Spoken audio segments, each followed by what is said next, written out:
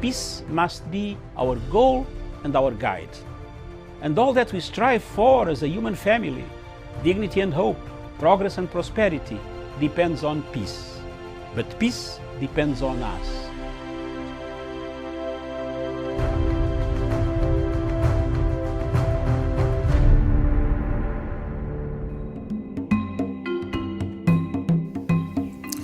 Today, thousands and thousands of Africans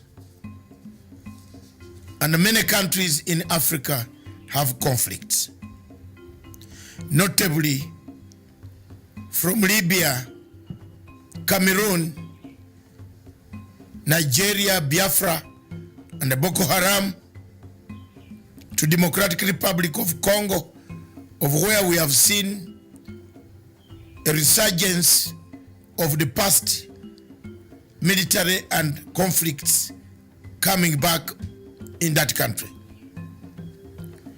Hundreds and hundreds of people have been displaced, killed, maimed, tortured, raped, several of them dying of hunger, starvation, and other natural causes.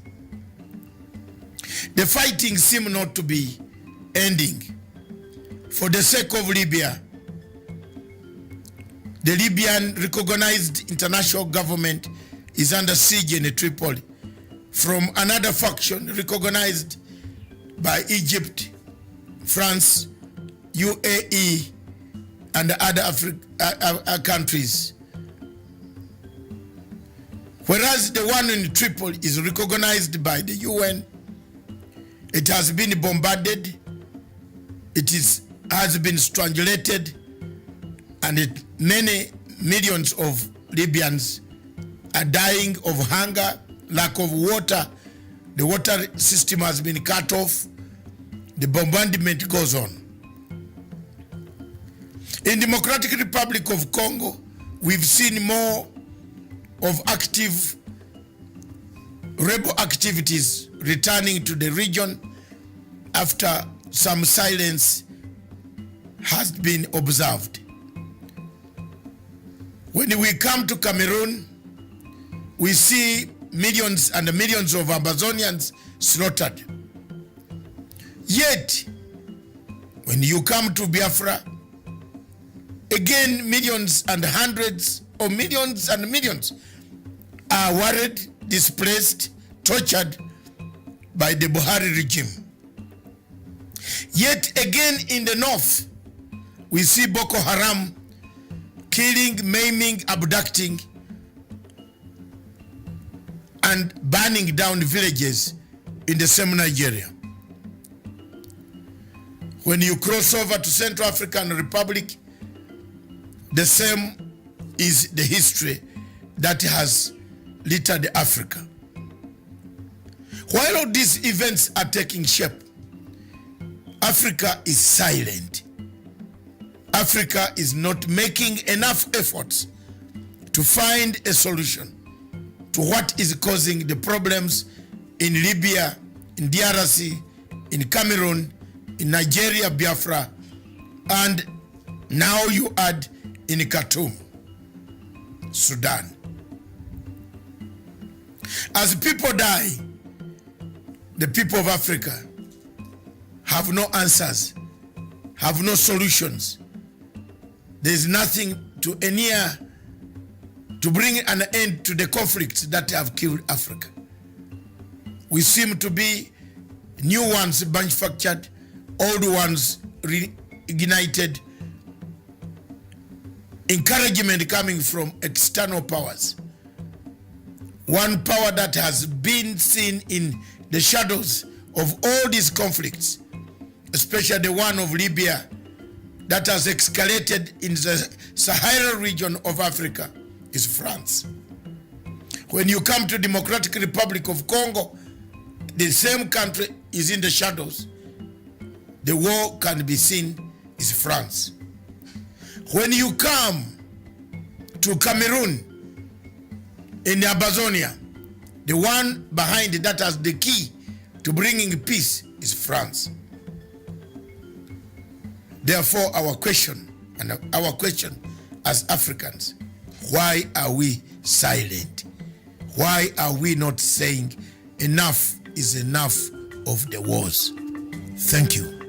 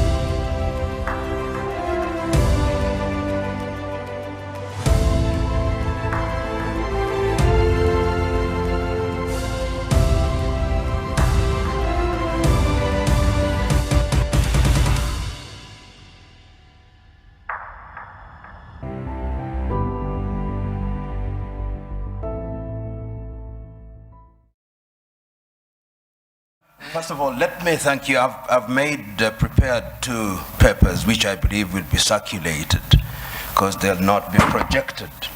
But if you can see, first of all, I want to agree with the Honorable Minister. I've done 2 pictorials. One of them is described as Africa at the dinner table. And if you look at Africa at the dinner table, Africa is on a plate and it is meat. And the diners at the dinner table are France, the United Kingdom, the United States, the European Union, the Chinese, and progressively the Arabs. And my second picture is the African hotspots. It's not visible from there. But if you look at Africa today, and you make a clean sweep with your mind, there are different conflicts of different intensity in Somalia, in northern Mauritania, in northern Mali, in Central African Republic, Democratic Republic of Congo, Guinea-Bissau, in the Cameroons, in South Sudan, and one can go on and on. And there is a sense in which Africa has always been alive to the question of interference. I will refer this audience, particularly those who are starting, to take time and read the 32 odd speeches that were made in the month of May 1963 by the then heads of states and government of independent African states, the 32 of them. And there are 2 speeches that I want to isolate for this presentation. One was by David Dacko of Central African Republic. And in thanking Emperor Haile Selassie and Kwame Nkrumah on that day, he said that we must never forget that the colonial power has not left us. We must recognize that he did not go willingly. And if we don't check them, they'll come back again. And what would little Central African Republic do against them? Today, he is right. Today, if we remember the activities of France and how they propped up the regime of Jean Bedel Bokassa, he was right.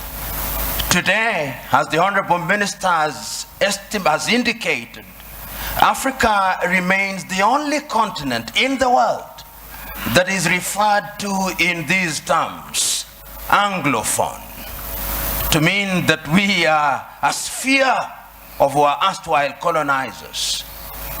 About 2 weeks ago, there was a meeting of the Commonwealth in London, England, and a friend of mine who is an Anglophile sent me the photograph very gleefully, saying this is a meeting of 53 equal states. I told him, no. If it were so, why is it that the leadership of the Commonwealth is hereditary rather than rotational? In other words, in the minds of the British her former colonies are still under her tutelage. And I want to submit to us that in the minds of what I'll call the conceptual West, they think they have a divine duty to instruct Africans what to do. True. And in the minds of many African leaders, they think that they have a divine duty to accept what they are told. That, in my view, is what the Honorable Minister was talking about, the mindset. And this is something that has been examined. We have seen France and its very pernicious presence in Africa. We know what they did in Burkina Faso against Thomas Sankara. We know what they did in Mali or the Sudan against Modibo Keita or against Sekou Touré in Guinea. Pernicious to the core. The Portuguese, we know what battles had to be fought in that area. And let me put this very bluntly. When the former leader of Portugal, Marcelo Caetano, was asked, why can you not allow the colonies to gain independence? This is what he said in substance. As I have examined world history over the years, the following have emerged. That the Caucasians have been responsible for monumental discoveries in the development of man. So have the Chinese, so have the Arabs. But the Africans have been responsible for nothing. They are only fit as hewers of wood and drawers of water. And I want to submit to you who are present here that in the conceptual West's unguarded moments, or guarded moments, that is what they think. And that is how they relate to Africa. So the whole idea that they will interfere is something that they think is their God-given duty. I said there were two speeches in 1963 that I wanted to refer to. I referred to David Dako. The second one was the speech by Kwame Nkrumah. And Kwame provided the solution. He did not complain about colonialism. He said, we must live here with one army, with one command. We must live here with one currency. We must live here with one currency, one country. I do not know where its capital will be, but I suggest Leopoldville or Bangui. Other leaders may have their thoughts. Kwame was right, but who listened to him?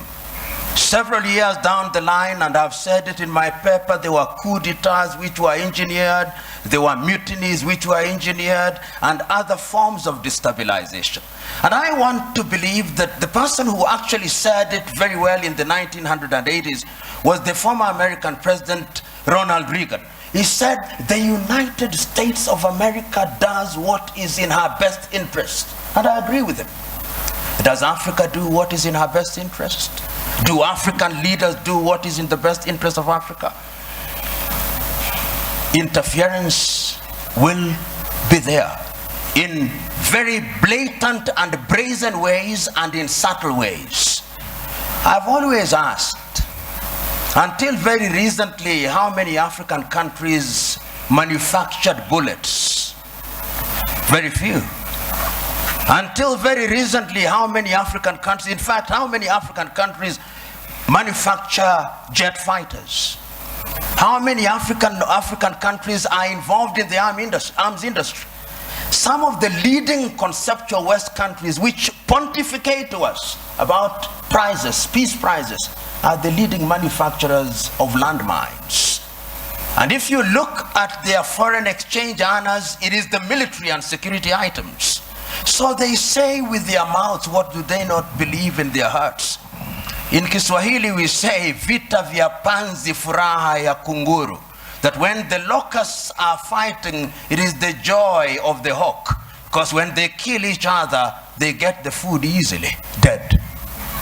It is in the best interest, I dare submit, without fear of contradiction, that the elite in the conceptual West does not want Africa to stabilize, despite their assertion to the contrary.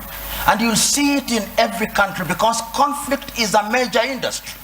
Today, you look at South Sudan and the many peace conferences that are being held. But if you ask who supplies the arms, who provides safe havens, it is the conceptual West.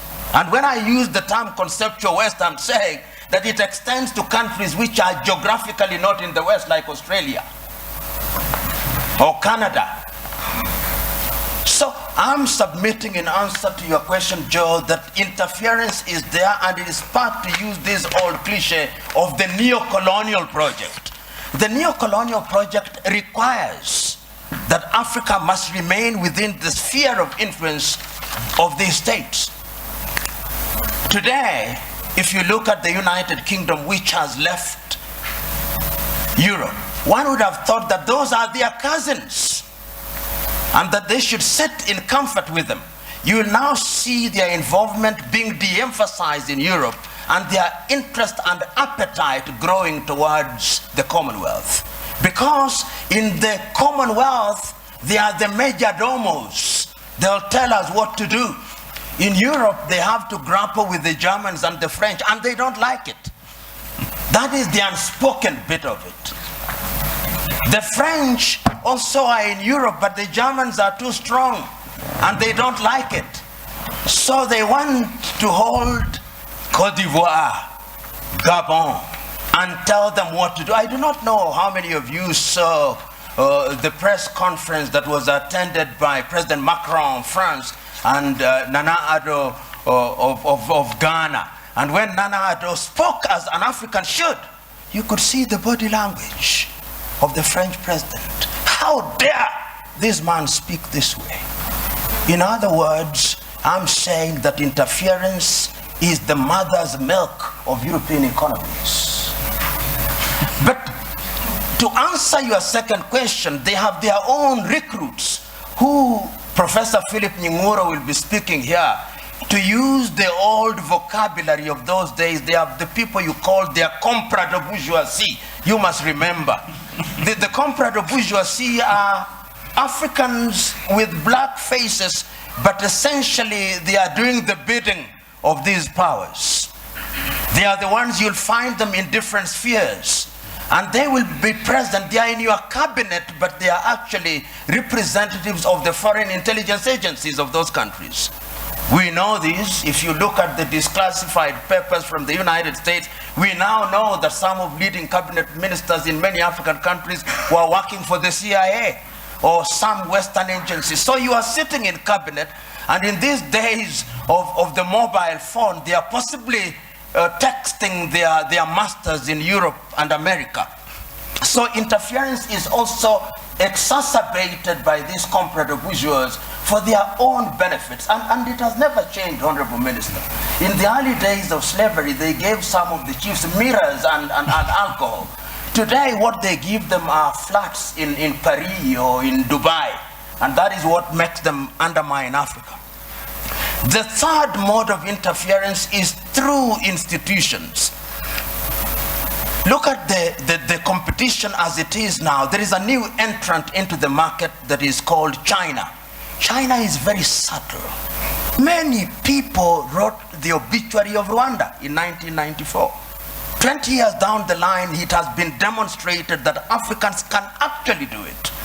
Between 1983 and 1987, I think Thomas Sankara in Burkina Faso also demonstrated that it can be done. We saw in Somalia, despite their problem. So my prescription is African unity. Africa must now begin to negotiate initially in terms of blocks, SADC, ECOWAS, East African Community, and ultimately as African Union.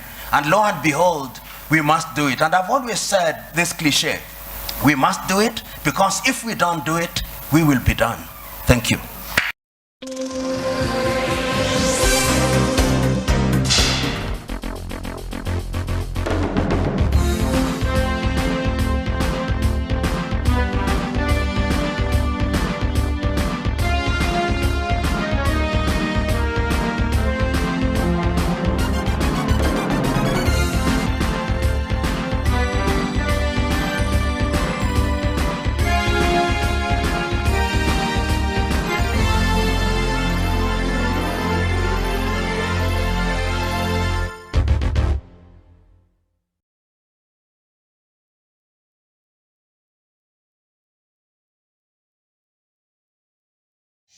A very good morning to you. Thank you for joining us. This is Good Morning Africa. My name is Miriam Ogutu, and of course, we get to look at what's making headlines, not just in Kenya, but across Africa. The day is the 7th of October, 2019. It is a pleasure to have you this morning, or afternoon, or evening, depending on where you're watching us across the globe. I see a lot of you already are writing to us, and I'll just go through some of that in a bit. And if there's anything happening out there that we might not cover here, or I don't have here today, you are free to share with us your thoughts, opinion, or any breaking news out there that concerns Africa continent. Thank you so much for joining us. So let us just go through first what is making headlines across the Kenyan dailies here. We'll look at the headlines, and then we'll get into what's making news across Africa. Today being a Monday, we have a lot in store for you. Remember, the national dialogue in Cameroon ended on Friday.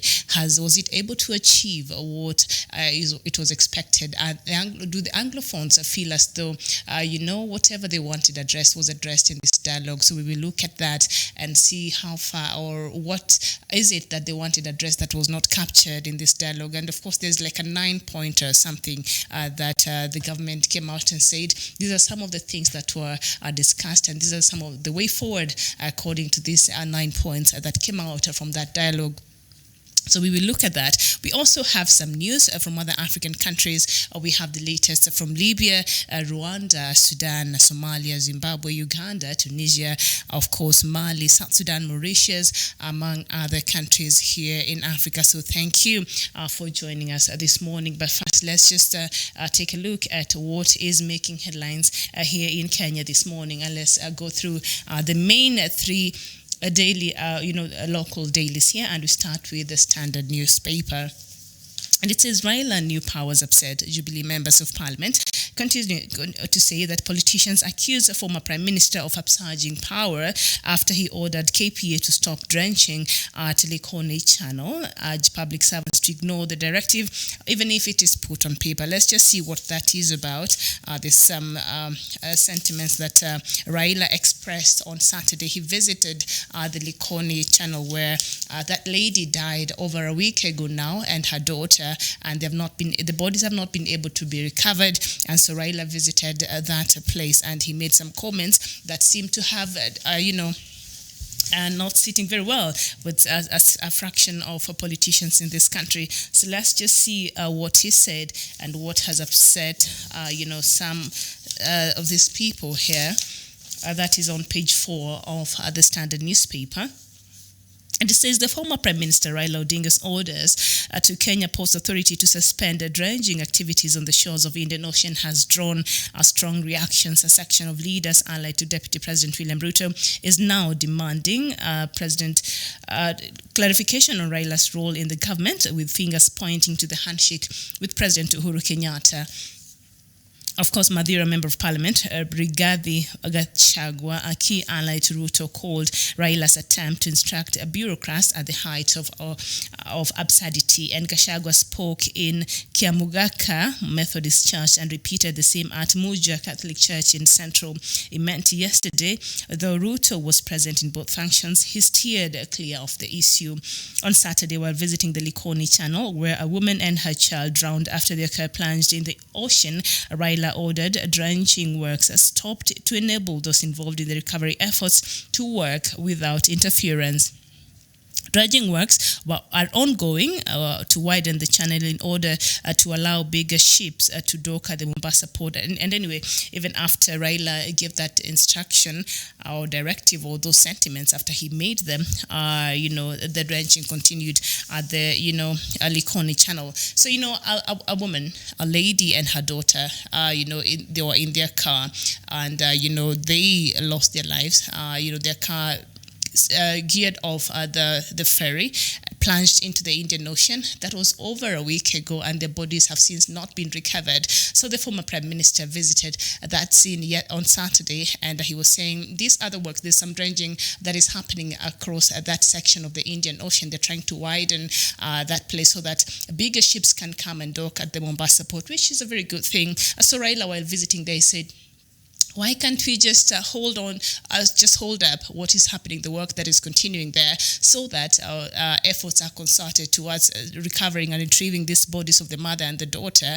And so it appeared as though he was trying to make, a pronouncement there and ordering the Kenya Ports Authority workers to stop what it's doing there.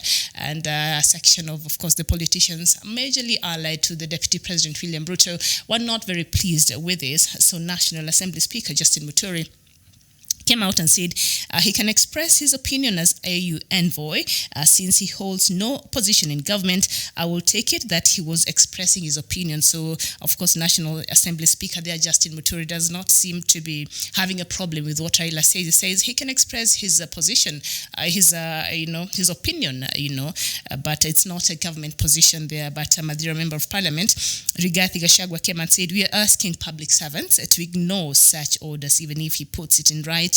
You will only have yourself to blame if you follow his instructions. But whatever orders or instructions Raila was trying to give here, forget who he is, forget whatever, if you like him or not, whatever party he's allied to, whatever political standings, he has that you don't agree with. This issue you brought up, this lady, over a week ago, they drowned in the Indian Ocean. The bodies have not been retrieved. He was asking if at all, because according to him, the works that are being, that is happening there, the drenching, the widening of the Likoni Channel, sort of is hindering, is interfering with, with trying to retrieve these bodies. So he said, come on, can it stop, so that these bodies are able to retrieve it? Then the Kenya Ports Authority workers can continue to work as usual. So I don't think he meant it in that. Maybe it's how he said it, or in the manner, maybe he forgot that he was still in a grand coalition government like the one he had with the former president Kibaki, that somehow he had a voice and he could give orders, and but it's not the same here. After the handshake, he's not in government, he's not part of government, and so when he was making this, as much as it appears as though it was an order to the Kenya Ports Authority, perhaps he does not have those powers. But notwithstanding, was he right to say that perhaps this work that is continuing at the Ports Authority at the Likoni Channel should stop fast, so that the rescuers the divers who are there and trying to retrieve the body can be allowed to do that without interference, considering the family. And I've seen there, even at the front page of the Standard newspaper, the husband to the late, now the wife, and the father to the child that drowned together with his mother there. Mr. John Wambua opens up on the pain in search for bodies of his loved ones 1 week later, and that is on page 3 of the Standard newspaper. And he said all he wants is the body of his wife and his daughter, so that he can give them, a decent send-off, and perhaps that will help in closure. Sometimes, because the fact that your wife and child, they're somewhere over there in the Indian Ocean, this is a place you use every day, because it's a channel where the ferries that connects one part of the coastal region to the other, so it's used there on a daily basis. And this seems to be a place that he uses every day. So passing here every day, knowing that your wife and child is somewhere down there, and their bodies are somewhere down there and was never retrieved, that must be very, very difficult for this man. So he was asking, all he wants is to be helped, so that he can find the bodies of his wife and his child, so that he can go and bury them. And so when Raila came here and said, perhaps this work that is continuing at the Likoni Channel needs to be stopped, so that the efforts of retrieving these bodies can be made very easier, a section of the politicians were like, no, why is Raila now giving orders? Who is he speaking on behalf? This handshake thing is going perhaps a little too far than we want, and maybe Raila is forgetting that he's not in a grand coalition government. And remember, he has been accused time and time again, of course, with politicians allied to the Deputy President William Ruto. They've come out and said Raila is trying to find a back door to enter into government, and they're not interested in having him in the Jubilee Party. And President Uhuru Kenyatta and Raila have come out and said, the handshake had nothing to do with Raila joining the government. The handshake was quite different. And the intention of the handshake, of course, we're waiting for the BBI that is supposed to be out by 24th of this month. The team that was mandated to go out and seek for opinions across section of Kenyans said late last month that the report is ready and they will be able to meet the deadline, which is on the 24th of October this month, actually a couple of perhaps 2 or so weeks away. So we are waiting for that and see what will be some of the proposals. And there has been some speculations that perhaps there are some proposals that there will be a prime minister with some powers that and other proposals that are not making a section of politicians in this country be very happy. But that has just been speculation because the BBI report has not been made public. So we're waiting for that, and Kenyans are waiting for that. And so Raila Odinga, President Uhuru Kenyatta, has come out and said, this has nothing to do with this guy joining me or being my partner in government. What we have here is a partnership that is geared towards finding a peaceful Kenya, towards finding lasting solutions to problems that has been plaguing Kenyans. And this is a unity of purpose that is meant to cure a lot of ills and, the animosities that exist between the different communities in Kenya, and they're saying a Kenyan should be allowed, can leave one part of the country and go live in the other part of the country and not feel as though they are not wanted or they don't fit in there as long as you're a Kenyan. Even the Constitution allows you to, as long as you're there legally, maybe you bought land there, you've bought it, you have all the documents, you're allowed to stay, to reside in any part of the country. But we know that is just good on paper, but it's not what really happens, especially every electioneering period. We see Kenyans residing in some part of the country. They can't stay there. They have to move to places where they feel they are safe. And this has been something that has been recurring. So that, formed the basis after especially the acrimonious elections that the country went through in 2017. That was preceded in the 2013 and also the one in 2007 that resulted in so many deaths of innocent Kenyans, and we saw properties, being burnt and all that. I think it was a very dark period in this country. So in 2013, it did not repeat in that magnitude, but there was still some sense of that. And also in the last elections in 2017, so President Uhuru Kenyatta reached out to Raila Odinga, and they both agreed, what, enough is enough. How about we come together and we try to find a way that we can work together on behalf of the country. Let's put our egos aside. Let's put our personalities aside. And I think being that they are in the place of influence, President Uhuru Kenyatta has a lot of influence in his party and his region, although that is being tested by by some fraction of his political party, Jubilee. That is being tested every single day. And Raila Odinga, who also commands, a fellowship of nearly half the country. So it was important and very imperative for these two leaders to meet and try to find a solution that, can sit well with Kenyans and can help resolve some of these issues that has been plaguing Kenyans for a very long period of time. That is really unnecessary. Sometimes it's being incited by our political leaders, and that is the truth, and we see it. And so that was the basis of the BBI that has not been received very well. So when Raila came out and made these statements, of course, it was expected that a section of politicians in this country were not going to love that at all.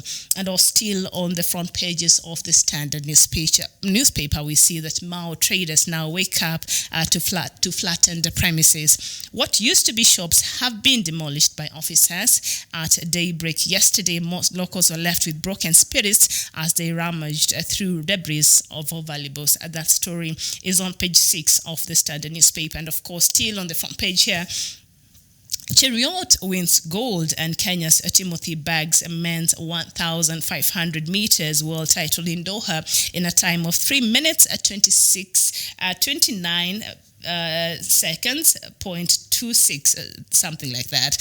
So he bagged the 1,500 meters. Kudos to the Kenyan team in Doha. You've done us very proud, and we are very proud of you as a country and indeed as Africa. So thank you so much. And so on page 3 of the Standard newspaper, they said when you go there, you'll find the story of the Likoni man And he's saying that I cry for Mariam and Amanda wasting away in the cold sea. I can't even imagine how this man is feeling. Must be very heart-wrenching, and our prayers and are with him, and our thoughts are with him, and hopefully those bodies can be retrieved, man, so that he gets to just lay them, and even for him, he'll have a peace of mind. It might not be very easy, but over time it might help in closure. So I hope that that is done. I heard the family hired some divers from South Africa, and so the rescue, the retrieving efforts, there's no rescue there because they're already dead, but retrieval of the bodies, I think,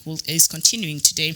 And the works at the Likoni Channel, where but the Kenya Ports Authority that Raila ordered to stop, still continues, and that he said was hampering the retrieval efforts. And he was speaking. He's an engineer, right? And he's an AU special envoy for infrastructure. So perhaps he knew what he was saying.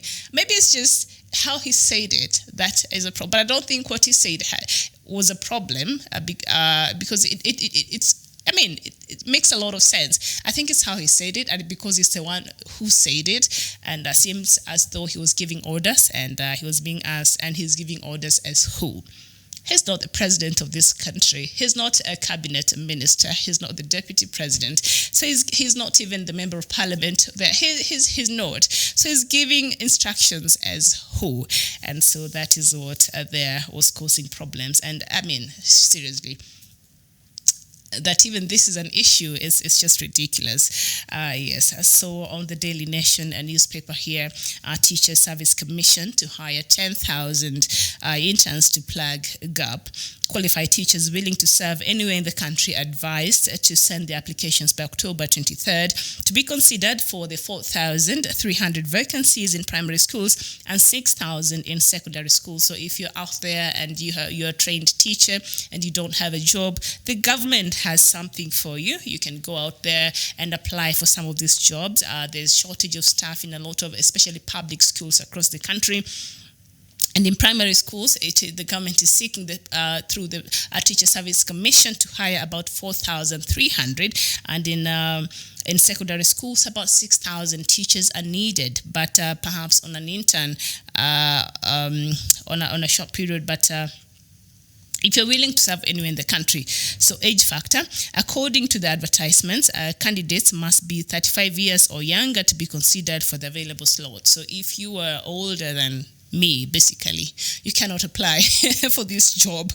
And number two, to qualify for the advertised slots, candidates must be registered with the Teacher Service Commission. All right. What about those who are registered with Cooper? I don't know. And then applicants must possess a minimum of a P1 certificate for primary school slots and a diploma in education for secondary schools. All right.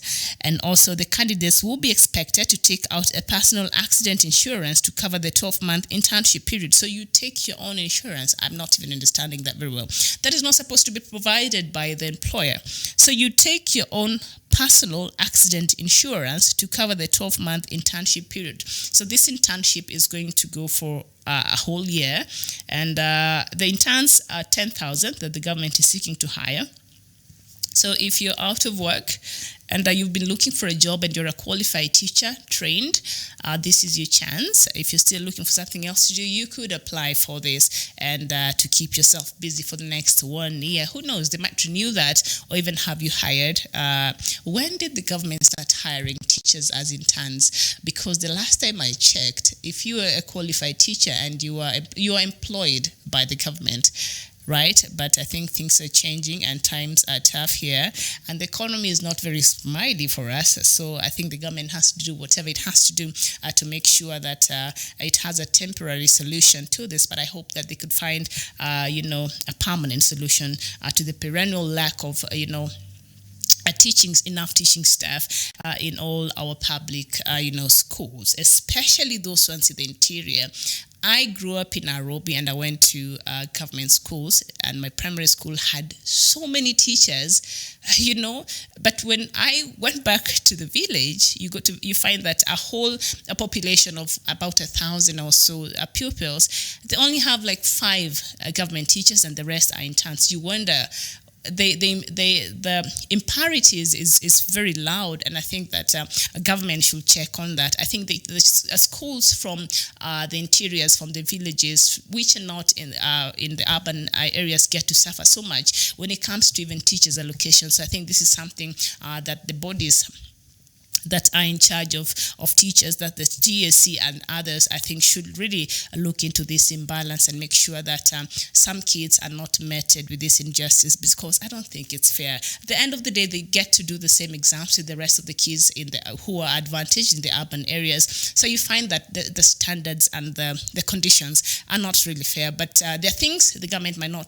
be able to do much about, which, well, the county governments perhaps should take on that. But when it comes to hiring of teachers, there should be some equal, distribution of teachers, so that we make sure that our children are not taught by people who are not qualified. So you can imagine a school where they have 1,000 pupils and you only have 5 qualified teachers, you tell me, and the rest have to be taught. So they get to hire. I used to see that they would hire students who have just completed the high school.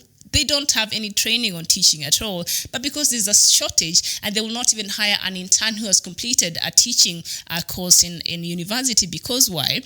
It will be expensive. So they will take a person who is not even qualified at all to teach, to come and teach. You tell me, what kind of a quality of education are we giving to our children? Well, some part of the country, that especially the urban areas, they have excess teachers, they are okay, they have all the infrastructure they need, and we still expect these students to compete in the same exams they do, the national exams. I think the playing field is not leveled, and it's unfair, and I think the Ministry of Education should do something about it. I hope these are some of the changes that Professor Magoha is actually seeking to bring in the education sector, the public education sector in this country. So and still on the front pages of this Daily Nation newspaper, after Doha Gold Rush, Tokyo Olympics next target. And we see Helen Obiri, of course, a Kenyan who made us very proud. She won the 5,000 meters. And Beatrice Chepkoech, she won the steeplechase. Ruth Chemgetich, she won the marathon. And Timothy Cheruiyot, the 1,500 meters for men. So it is wonderful, and we are happy here. And there's something here that has also been brewing there from the coast, and still on the front pages of the daily newspapers, and it says, days after lifting of SGR rule, trucks denied access, and frustrated transporters now threaten to press on with the protest, accusing the Kenya Post Authority of failing to meet its end of the bargain. So a decree was given that all the cargoes will be put in the SGR straight to Nairobi, and the truck drivers and operators are not very happy for that, because they've been losing business, and they feel it's unfair because they have invested heavily in that transport business and in the truck business. So maybe they should have a conversation with the people in charge of that. The Ministry of Transport perhaps should give them a hearing, and they should find a middle ground where these people, that this is all they have been doing before the SGR was here. So you can't just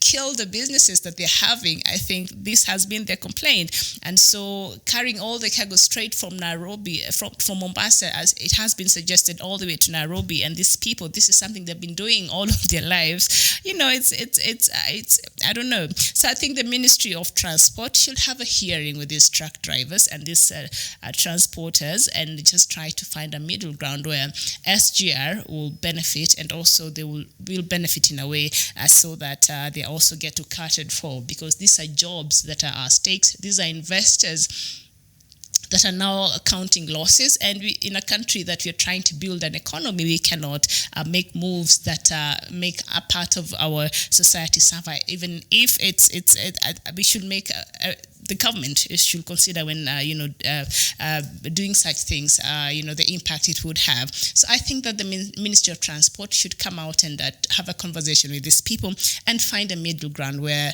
these investors, the transporters, they've been here for years, for decades. They will not find this new move, and both sides will benefit.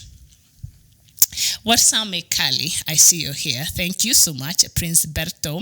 You're saying the dictator of Cameroon should understand that Amazonians will fight till the last man standing.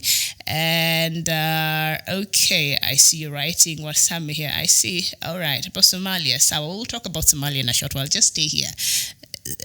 as long as hakuna matusi, sindio. I got Awan, you're saying our African leaders have let us down, and they seem they don't seem to get it. And Aloy Monago, you're saying we have coconut heads as African leaders who have no plans to make the lives of their citizens better.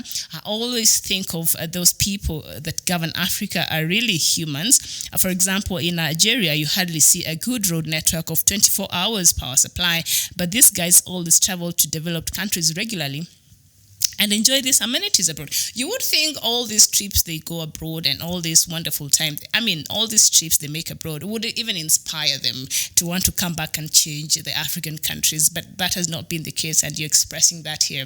Aloy Monago, so thank you. John Clark, nice to see you. This, is it morning? Yeah, it is still morning. And you're saying, I would understand where Raila views were coming from. He was just trying to give options to help off the scene. The problem, what has been seen by many, let me see. The problem, what has been seen by many mandated leaders is how Raila approached his statement. Yes, I know. And I think that's what I was just saying here. I don't think what he said was wrong. Perhaps it's how he said it and the manner he appeared to be giving orders and, not opinion. So I think that is what rattled. But really, whatever you were saying, it makes a lot of sense. Come on now. We even want to argue about the dead and how their bodies are supposed to be retrieved, surely. Come on. Like, we don't have enough things to worry about. Duty, you're saying Amazonia will be a leading country for other African countries to follow and learn from them. Wasama, you're saying, where is the guy who always speaks of Somalia? You mean Dr. Matsanga? He will be here. You wait. You missed him. Okay, he'll be here. So keep writing to us, and let's continue to talk about Africa, and I'll be coming in with the African news very, very shortly. But let's just finish up with the last newspaper here in Kenya, and that is the Star newspaper.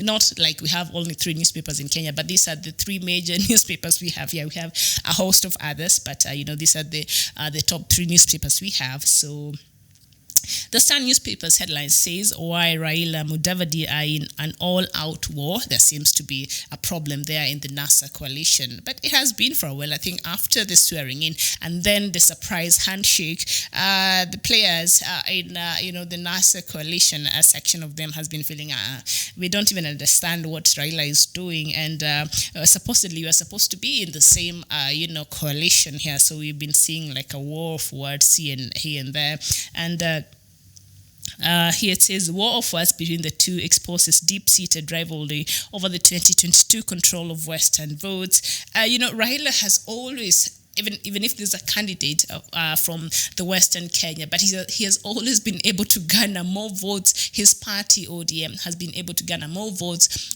from the Western Kenya, more than even the Ford Kenya, party that is perceived to have its strongholds there in the Western province of Kenya.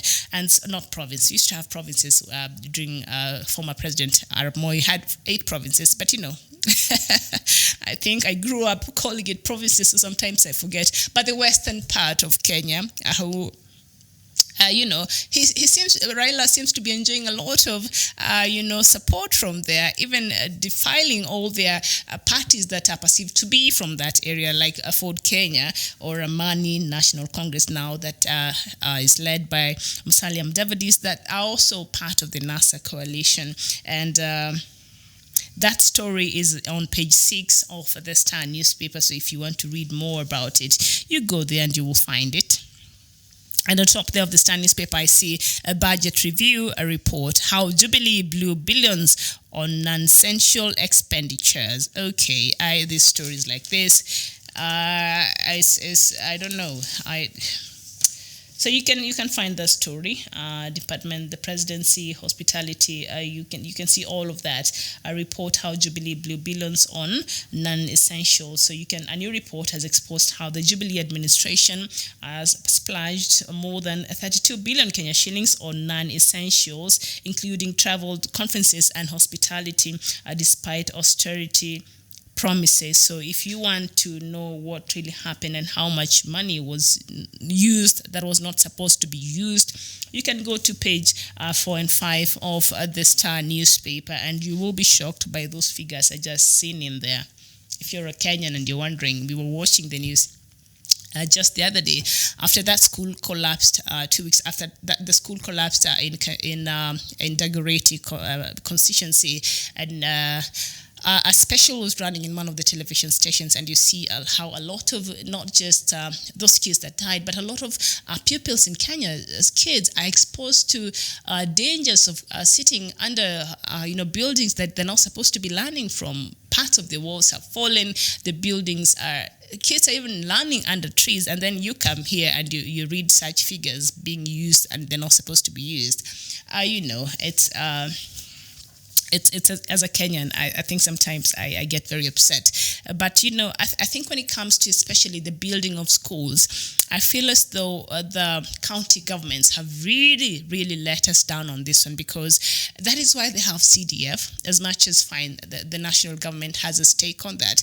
But on this one, I think this lies lies squarely with the county governments. The governors, the leaders we have elected in our counties have done nothing. I don't know what I was reading here. I don't know in what page. So the money that was dispersed to the counties, remember they were striking, they needed more money and blah, blah, blah. So all the monies that they were given has gone in paying for wages fast. There's nearly nothing that has been allocated to development. And you have schools in these counties that have walls that are falling. You have schools in these counties that children are writing on their thighs and seated on stones and learning under trees. Let me tell you, when I see such news, I get so annoyed as I can't even begin to tell you how ridiculous, and these are some of the things that Kenya should be looking at. So next time when you go to our elections, let's see which governor let us down. Let's see which members of parliament let us down. Let's see which MCAs did not do their job. And let's vote out of, if that is the standard we could be applying when we are electing our leaders, but by how much they're even meeting the basic necessities, in just the basics. But just ensure the schools are okay. Just ensure the hospitals, the few that are there, have medicine. But they have failed. They have failed completely. And so when you come here and see such figures, I don't know what to make of it. But you can tell me what your thoughts are on that. And so there's pressure to perform rituals to appease the gods of the sea. That is according to the ferry tragedy. I read somewhere on Facebook that the reason why they were not quick to retrieve these bodies, it has something with appeasing the gods of this. It's just very spooky. It sounds like a bad Halloween story. Remember, these are two lives that are real, that are down there, and the family is waiting. But apparently, there's some things that happens there that I couldn't even understand. I read that and I couldn't even understand. And also, mutilated body of Lamu anti-drug corp found in forest. If you want to read that, is on the Star newspaper on page 25. So you go there and get the details of that. And that is just what is making headlines across Kenya this morning. Thank you so much. Max so you're saying Zimbabwe is burning. What is happening in Zimbabwe? Who is burning Zimbabwe? The last I checked, even from the news here, the teachers were on strike. So that brings us now to what is making headlines across Africa. We were looking at Kenya, and we were looking at the handshake and the BBI all together in the Kenyan stories, and we're seeing, what happened over the weekend. People are hoping that, after we switched to the new currency, especially the 1,000 shillings note, the harambes in churches will stop. The fundraisings in churches basically will stop, but we've seen that it continued very much so over the weekend. So, okay, there it is. And so let's now just look at what's making headlines across Africa. And a very good morning to you, and evening or good afternoon, and thank you so much, depending on where you're watching us across the world. Now, let's just turn on to the rest of Africa. We start with Cameroon, where a military court in Cameroon freed opposition leader Maurice Kamto, who had been in prison for 9 months and facing charges of insurrection. His release, along with that of dozens of his supporters, comes as President Paul Biya is aiming to strike a more reconciliatory tone. Mr. Kamto was detained after organizing protests in January against the result of last year's presidential elections, and the president has been in power for 37 years, is trying to quell a separatist revolt. He won a 7th term in office in polls last October, and Mr. Kamto, running for the Cameroon Renaissance Movement, MRC, was his nearest challenger, gaining only 14.2% of the votes. And still in Cameroon, and Cameroon's President Paul Biya on Friday praised last week's national dialogue, saying a series of recommendations has been published, including the equality of English and French speakers, giving greater autonomy to the provinces and offering amnesty to fighters who downed their tools. And we will have that conversation very, very shortly, so just keep it here. We move to Libya, where hundreds of Libyans took to the streets of the capital Tripoli to protest against General Khalifa Haftar. Demonstrators who gathered at the Martyrs Square accused him of fueling the war in the country, especially his attempt to grip the capital Tripoli. Haftar has since April been trying to capture Tripoli from the United Nations-backed government of the National Accord, but has been met by the resistance from forces loyal to the UN-recognized government. We move to Rwanda, where panic has gripped residents of Musanze district in the northern Rwanda after assailants killed 14 people last week. The assailants are suspected to be members of the Democratic Forces of the Liberation of Rwanda. Militia attacked villages near the Volcanoes National Park, famous for the mountain gorillas. Rwandan security forces say they killed 19 rebels and arrested 5 members in an operation over the weekend. Officials say the rebels carried out the attack while searching for food. During Sunday's burial of the victims, another residents of Kabazungu say the attackers gathered people in the neighborhood before they started looting commercial stores. And we go to Sudan, where the United States of America says it is sympathetic to international calls for Sudan to be removed from its state sponsors of terrorism blacklist, but it is not yet ready to support the calls. The listing means that the U.S. companies cannot invest in Khartoum despite the formation of a transition government thereafter. Former President Omar al-Bashir, who is wanted by the International Criminal Court of atrocities committed in Darfur, was disposed in April. And we go to Somalia, where the International Organization for Migration has helped 143 Somali refugees stranded in war-torn Yemen return home earlier last week. The group of Somali refugees, including 56 children, set off by boat from the port of Aden on Monday and arrived at the port of Berbera in Somaliland the following day. The UN Migration Agency spokesperson Joel Millman said government officials and representatives from humanitarian agencies were on the hand to greet them and provide assistance. And we go to Zimbabwe, where a month into a strike by doctors in the country's public hospitals, Rudo Mbofano can't find relief from her constant back pain. And that is just one of the victims that is suffering. There has been, nearly a month of strike by the doctors there. And an untold number of Zimbabweans have been turned away from public medical facilities since September 3rd, when just more than 500 junior doctors paid less than $200 a month went on strike, demanding better wages as well as equipments and supplies for treating patients. Like, doctors are paid $200 a month. Okay, that is something we have to talk about. Please let me know your thoughts there about Zimbabwe.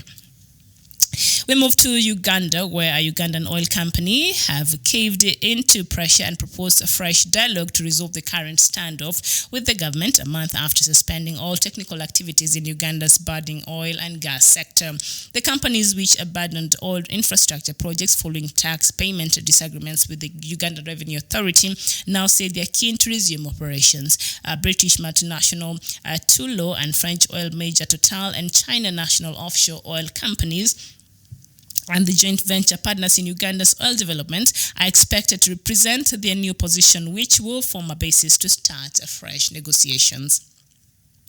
We move to Tunisia, where two rival parties claim to have taken the most votes in Tunisia's parliamentary elections. The moderate Islamist party Ennahda, which is part of the outgoing government, said it had won the ballot in a briefing to journalists. Earlier, officials from the new Kalbatunes party of the jailed media tycoon and presidential contender Nabil Karoui said it had topped the poll. The largest party in parliament will nominate a prime minister. The polls come a fortnight after the first round of presidential elections when independent candidates sidelined traditional political allies. And we move to Mali, where Malian President Ibrahim Boubacar Keïta on Sunday rejected as speculation talks of a military coup after recent jihadist attacks left dozens of soldiers dead. Keïta said lessons will be learned after 38 soldiers were killed in two attacks last week near the border with Burkina Faso, a death toll that observers say is probably underestimated. The Malian army suffered its heaviest losses in years at the hand of jihadists in two attacks on Monday and Tuesday in Bulkesei and Mondoro in the center of the war-torn country near the border with Burkina Faso. These attacks and the importance are attributed to the central power to the face, and the continuous deterioration of the situation has rekindled memories of the military coup that happened in 2012. And we come to South Sudan, where a member of parliament representing South Sudan at the East African Legislative Assembly has appealed for more time for Juba to clear the membership fee arrears. Last week, the East Africa Community Council of Ministers adopted a resolution to sanction and suspend South Sudan from the regional bloc if it fails to meet its obligations. The council sat in Arusha on Thursday, decided that the fate of South Sudan for failing to meet its membership dues amounting to they sat on Thursday and decided the fate of South Sudan's, failing to meet its membership dues that amounts now to $27 million. And of course, South Sudan has been given a grace period of 18 months to pay but failed to meet the deadline. The final decision for sanction will be passed by the East African heads of state at a summit in November. And we end with Mauritius, where Mauritius Prime Minister Pravind Kumar Jugnauth dissolved Parliament on Sunday and said the Indian Ocean island would hold a general election in November 7th. The country, a popular tourist destination and one of Africa's most stable nations, holds elections every 5 years, with the last one that happened in 2014. By law, the country has between 30 to 150 days to organize elections after the Prime Minister dissolves Parliament. So that is the latest from Africa this morning. If there's something that I've left out and you have some information about it, you're out there, kindly share with us at our comment section, and I'll be happy to share with the rest of the world. Thank you so much. And so let me just look at some of your comments, and then we can start discussing some of these issues. I know there's others I want to really talk about and see. Especially that issue of South Sudan, East Africa community wanting to remove South Sudan from the bloc. I don't know if it's a good move, but you tell me what you think. And Max Rustisa, I'm waiting to hear. You said Zimbabwe is burning. I just read some news there, which we will come to shortly. And I got you saying African youth and the young youth, please rise up and cooperate with each other for better Africa. I think Karanja Kamau, you're saying well articulated news. Thanks for the updates of our homeland. Oh, thank you so much, Karanja, for watching us this afternoon. Yes, it's at the top of the hour here in Nairobi. Thank you so much for watching. God, you're also saying Libya is over, and to get back to normalcy, it will take the same 42 years of Muammar Gaddafi to recover or more, because it is West versus the East, and Arabian's peninsula countries also are fighting to gain some grounds here too. And you remember, this is a conversation that we've been having here. Sometimes I don't even know what to say when it comes to this Libyan situation, because we see that hundreds, as I've read here earlier, were marching across the streets there in Tripoli over the weekend against, the attacks that Tripoli has been receiving from General Khalifa Haftar. And since April this year, Haftar has been trying to capture Tripoli. Remember, Haftar is situated in the east part, that is Benghazi of Libya. And Benghazi's this side. I don't know where you, if you can see from my point of view, but Benghazi is on the east, and then Tripoli is on this other side of the Libyan map. So Haftar has been trying to reach to Tripoli and captured Tripoli. That explains why. Because Benghazi, I think, is much closer to the side of Egypt here. So we understand why Egypt has been very helpful to, Haftar in terms of even helping with him fighting the UN, the United Nations, recognized government.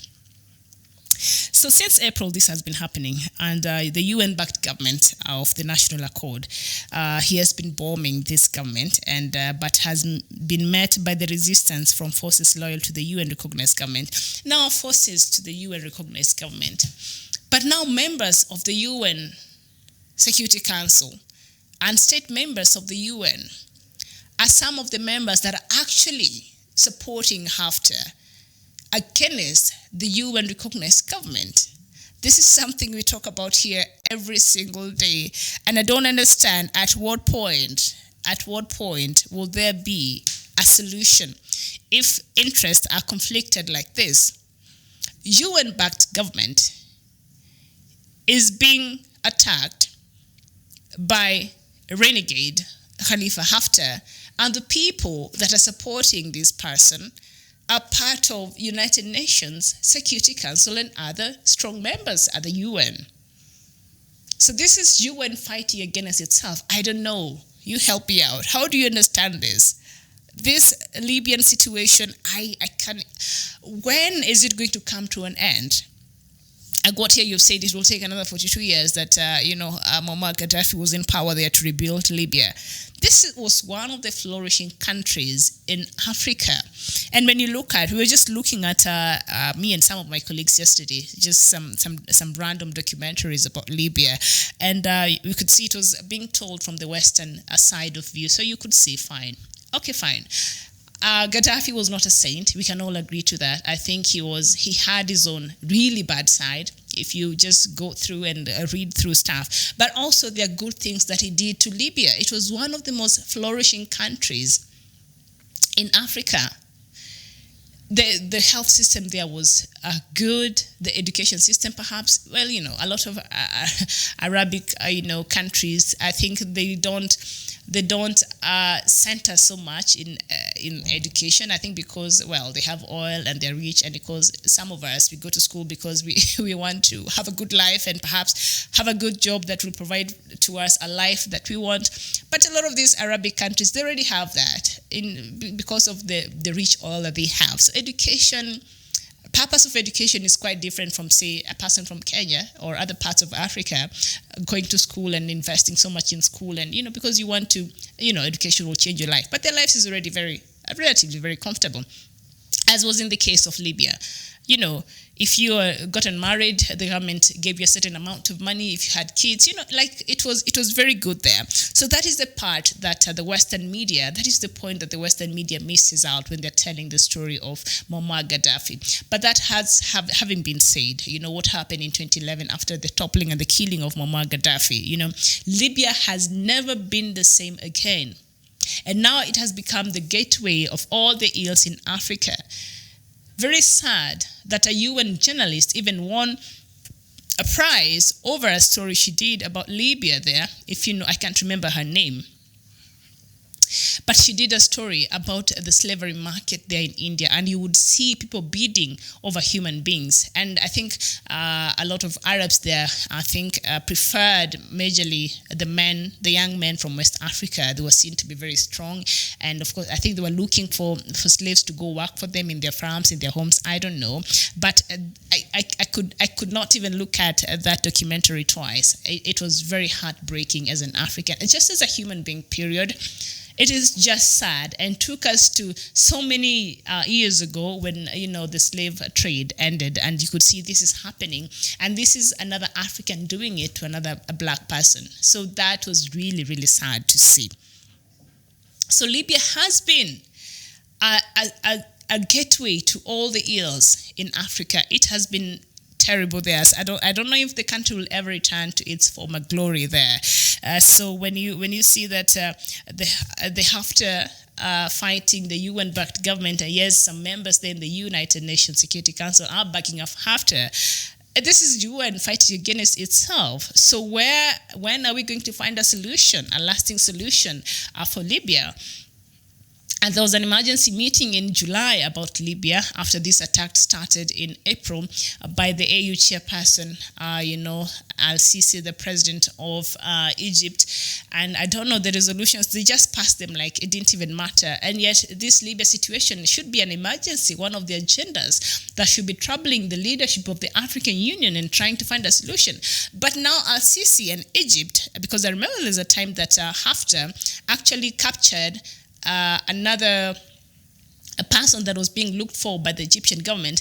The Haftar forces captured this person and handed him over to the Egyptian government. How does that even happen? Not the government, not the recognized government of a code there that is recognized by the United Nations, but Haftar, this person the United Nations has created an army to try to fight, is the one who is capturing this person and giving it to the Egyptian government. It's like a government dealing with another government. I don't know in what planet things like this happen, but unfortunately, it is happening here in Africa. So this matter of Libya has played out well too long, and I don't know at what point, especially with all this vested interest that we have from the Western world, because it has become the East versus the West. Because even if you hear Italy coming out and complaining about France and its interest in Libya, Italy also, majority of its oil comes from Libya, and it has invested heavily in Libya. So it is not talking because it is worried about the people of Libya or what is happening to the citizens of Libya. Italy is looking out for its own interest. France is looking out for its own interest. So is the United States. So is Egypt.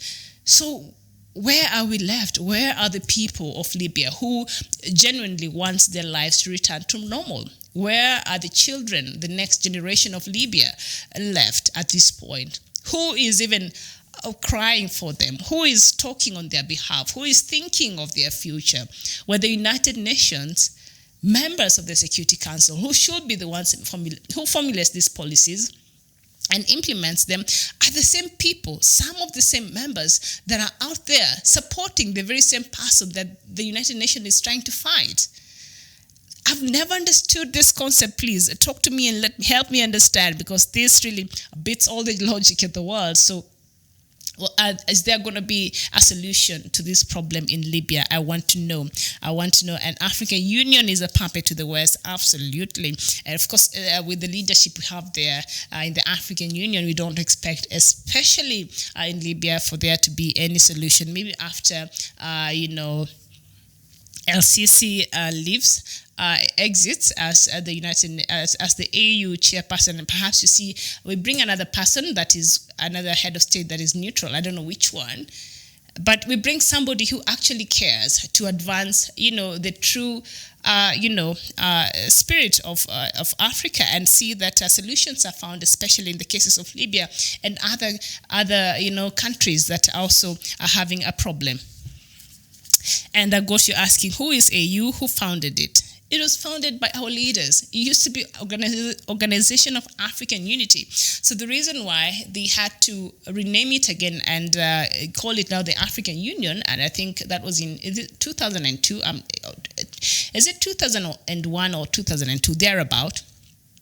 Is because the Organization of African Unity sort of a mandate was very limited. So, during those times, there was war in Sierra Leone, there was war in the DRC, in Congo, in Central African Republic, in Liberia, in so many African countries. But AU could not step in because the mandate was very limited. So now AU's charter was ratified. So they wanted to give it more powers. So there is a special charter there in the AU that actually allows it to step in a country, especially under humanitarian grounds. But what we've been seeing, how AU has been responding to cases in, say, Biafra and Ambazonia, which the talks ended on Friday, and let's just talk about it next. It's ridiculous. And now what is happening in Libya? the AU forces there, if the chairman of the African Union is the one who's supporting, the person that is supposed to be forward, what are we doing? Seriously, like, what are we doing? What will happen, to the people of Libya? They have been left to themselves. And I think it is time we started really talking about this more, media across Africa and indeed across the world.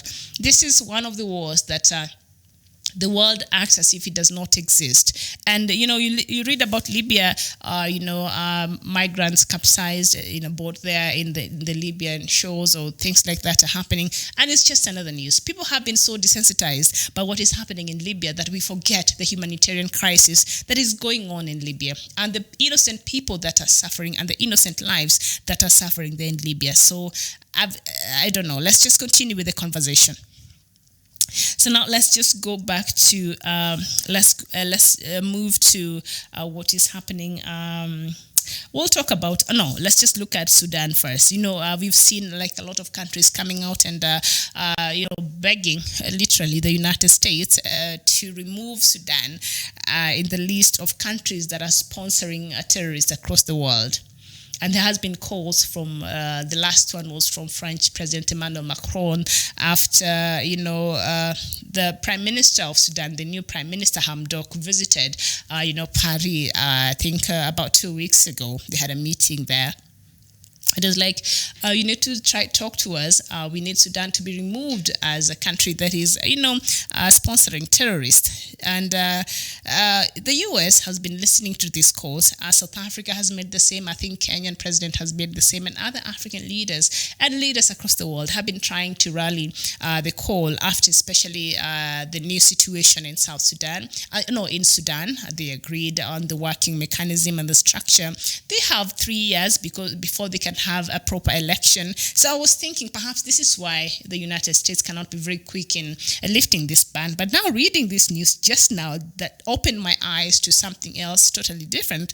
That could be the reason why the United States is still insisting on having Sudan as a country that is sponsoring terrorists. And the listing means that the U.S. companies cannot invest in Khartoum. So Sudan suffers, that is basically economic sanctions, and despite the formation of a transition government, thereafter, the former President Omar al-Bashir, he's being wanted by the International Criminal Court. So maybe this is the caveat. They're saying, okay, fine, if you want us to do this, then you have to hand over Omar al-Bashir to the ICC. I think this could be the carrot that the United States is dangling, because they understand some of these sanctions or putting Sudan as a country that is sponsoring terrorists comes with a very heavy price tag, especially on the economy and the leadership of Sudan. Because if other United States companies cannot come invest, or other countries also who perhaps are in EU or other countries that work together with the United States are not allowed to come and invest because of this reason that Sudan has been put to a list of countries sponsoring terrorism in the world, then you can understand what kind of impact this is having in Sudan, especially right now when they're trying to rebuild and they're trying to have a new leadership and they're trying to attract investors from Africa, from across the world. So you'd understand why Prime Minister Hamdok thought this is very important and has been lobbying and trying to see if Sudan can be removed from this list, because it's really feeling the effects of this. But now you see the United States is could be playing cards here, and it's saying, okay, fine, if you're really wanting us to remove you guys from the list of countries sponsoring terrorism, then you have to hand over your former president Omar al-Bashir to the ICC. Remember when Omar al-Bashir has been facing trials over corruption, money laundering, in the courts there in Khartoum, and the generals have made it very clear they have no intentions of handing over, al-Bashir over to the ICC. They'll try him in Sudan, and they will have him he will be tried in Sudan, and so they made it very clear they will not hand him over to the ICC. So this appears as though they're thumping their nose over that decision by the United States. to continue to put Sudan in the watch list of to blacklist Sudan basically as the country that is sponsoring terrorism. So it appears that they were tapping their nose, and that might have not very sat well with the United States, and they've said, if you continue not to have this guy handed over to the ICC, guess what? Your country will still be at the list of the countries that are sponsoring terrorism. Remember, in the early 90s, Sudan was hosting the dangerous leader of Al-Qaeda, Osama bin Laden, for a very long time there in the early 90s there, and he was being sought for across the world, and Sudan had kept him very safe and sound, and so that is what attracted actually this sanction and this blacklist by the United States. But now Hamdok is saying, come on, it's a new dawn. Sudan is just trying to do better. Sudan is just recovering from years of Omar al-Bashir rule that went up to 30 years, and we're just trying to do things differently, but these sanctions are not working very well for our economy and for our people. And this blacklisting is not very good for the country, I would imagine. And so, but the United States has said no, it will not be in a hurry. And it says that the blacklist is not yet, the United States is not yet ready to remove the blacklist, even though it has been listening to the supports of the courts, but it's not ready yet to give in. So you understand how and why, because I think down there they want Mr. Omar al-Bashir to be handed over to the ICC and face charges, especially after the murders that happened in Darfur. Remember, so many people died there, and that is when he received a warrant of arrest, and he's not been able to hand it to the ICC. So the International Organization for Migration has helped 143 Somali refugees, stranded in the war-torn Yemen to return home earlier. They will be returning home. Others have returned home. So that is a good thing there from Somalia. They were stuck there, others went to look for work, or others are just using it as a gateway to other places. But the war that has continued there in Yemen, they were caught in the middle. And so the Somali refugees were returned home. And so that is a very good thing there. Where is this person? He left. I can't see. Okay. Ezebude Chidi, a good morning, Punchline. Good morning to you too. Chol Makor, you're saying those who destroying Libya should be restored back democratic Libya. You're saying those who destroying Libya should restore back democratic Libya. That would be such a long road. We'll call it long road to democracy. Libya was not democratic under the leadership of Muammar Gaddafi. So since then, I don't know what has been happening there, but democracy, let's just talk about stability first, and safety and security and normalcy. I think that's what Libyans need right now. A democracy that is just over there, very far-fetched for Libyans. I think what they want is to just go to sleep and not hear a grenade attack somewhere, or a hospital being attacked somewhere, or fire, bullets, being fired in the air. Like, that's all Libyans need, and I think that should be the immediate, urgent, something that should be addressed there in Libya. I got you saying United States will not remove the Sudan from the list of sponsors of terrorism because the military council are still in remnants of the General Bashir at Miriam. And to make matters worse, the situation of South Sudan is linked with USA Congress. Oh, really? So what is happening in South Sudan? Oh, because the news I read about South Sudan, perhaps I just finish about the Sudan and then we get to Cameroon and other countries. I'm seeing Mauritius there is set to go for its parliamentary elections in November 7th. So we'll talk about that. And also some attacks that happened there in Mali that is perceived to be an attempted coup. And there was also another military coup that happened in 2012. And this one here has given President Ibrahim Boubacar Keïta a bit of a shiver there. But he's saying no military coup, no coup will succeed in Mali. So we will look at that. So let's just finish with the Sudan, and let's just go to South Sudan. And now a member of parliament in South Sudan has, at the East African Legislative Assembly, has appealed for more time for Juba to clear the membership fee arrears. We know that South Sudan has been struggling, and right now it has not been able to meet its commitment as a member of East African Community, member, and it's owing the bloc about $27 million US. And now the East African Community is threatening to strike out South Sudan as a member of the East African Community bloc. If you ask me, I don't think this will be a very good move. Because I think that South Sudan needs to be in the East African Community. And I think that South Sudan's financial woes are serious, as much as there has been some a blatant misuse of public funds and the money that South Sudan has been gaining, especially from its oil. You realize South Sudan has actually been making some money, but that money has been misdirected to other things that are not beneficial. And so as much as I think that the East African Council is perhaps, these are just some of they're following the formalities that if a member defaults on paying the annual fee or whatever it is, or the membership, that you'll be removed from the bloc. But come on now, South Sudan, I mean, what good will that do? South Sudan still needs to be in the East African bloc. Where do you want South Sudan to go? I know they owe the East African community a lot of money, but come on now. Do you think this is too harsh move from the East African community member states? Now they want to strike out South Sudan because it owes the bloc about $27 million US. That's a lot of money. And where do you think South Sudan is going to get that money from? From the donors, from where? So South Sudan had been given about 18 months to pay off, but failed to honor that. Of course, South Sudan does not have money. South Sudan has closed about 40 of its embassies across the world. South Sudan has fired about 39 of its ambassadors across the world. South Sudan has not paid for its public servants for over 6 months now. South Sudan is in serious financial problems. So even if, in fact, there's a time I was reading this news about over 2 weeks ago, and a member of parliament in South Sudan came out and said, you know what, we are committed to paying this debt and we will pay it. And then that really did not augur well with some members, with the public in South Sudan, and said, no, wait, hold on a minute.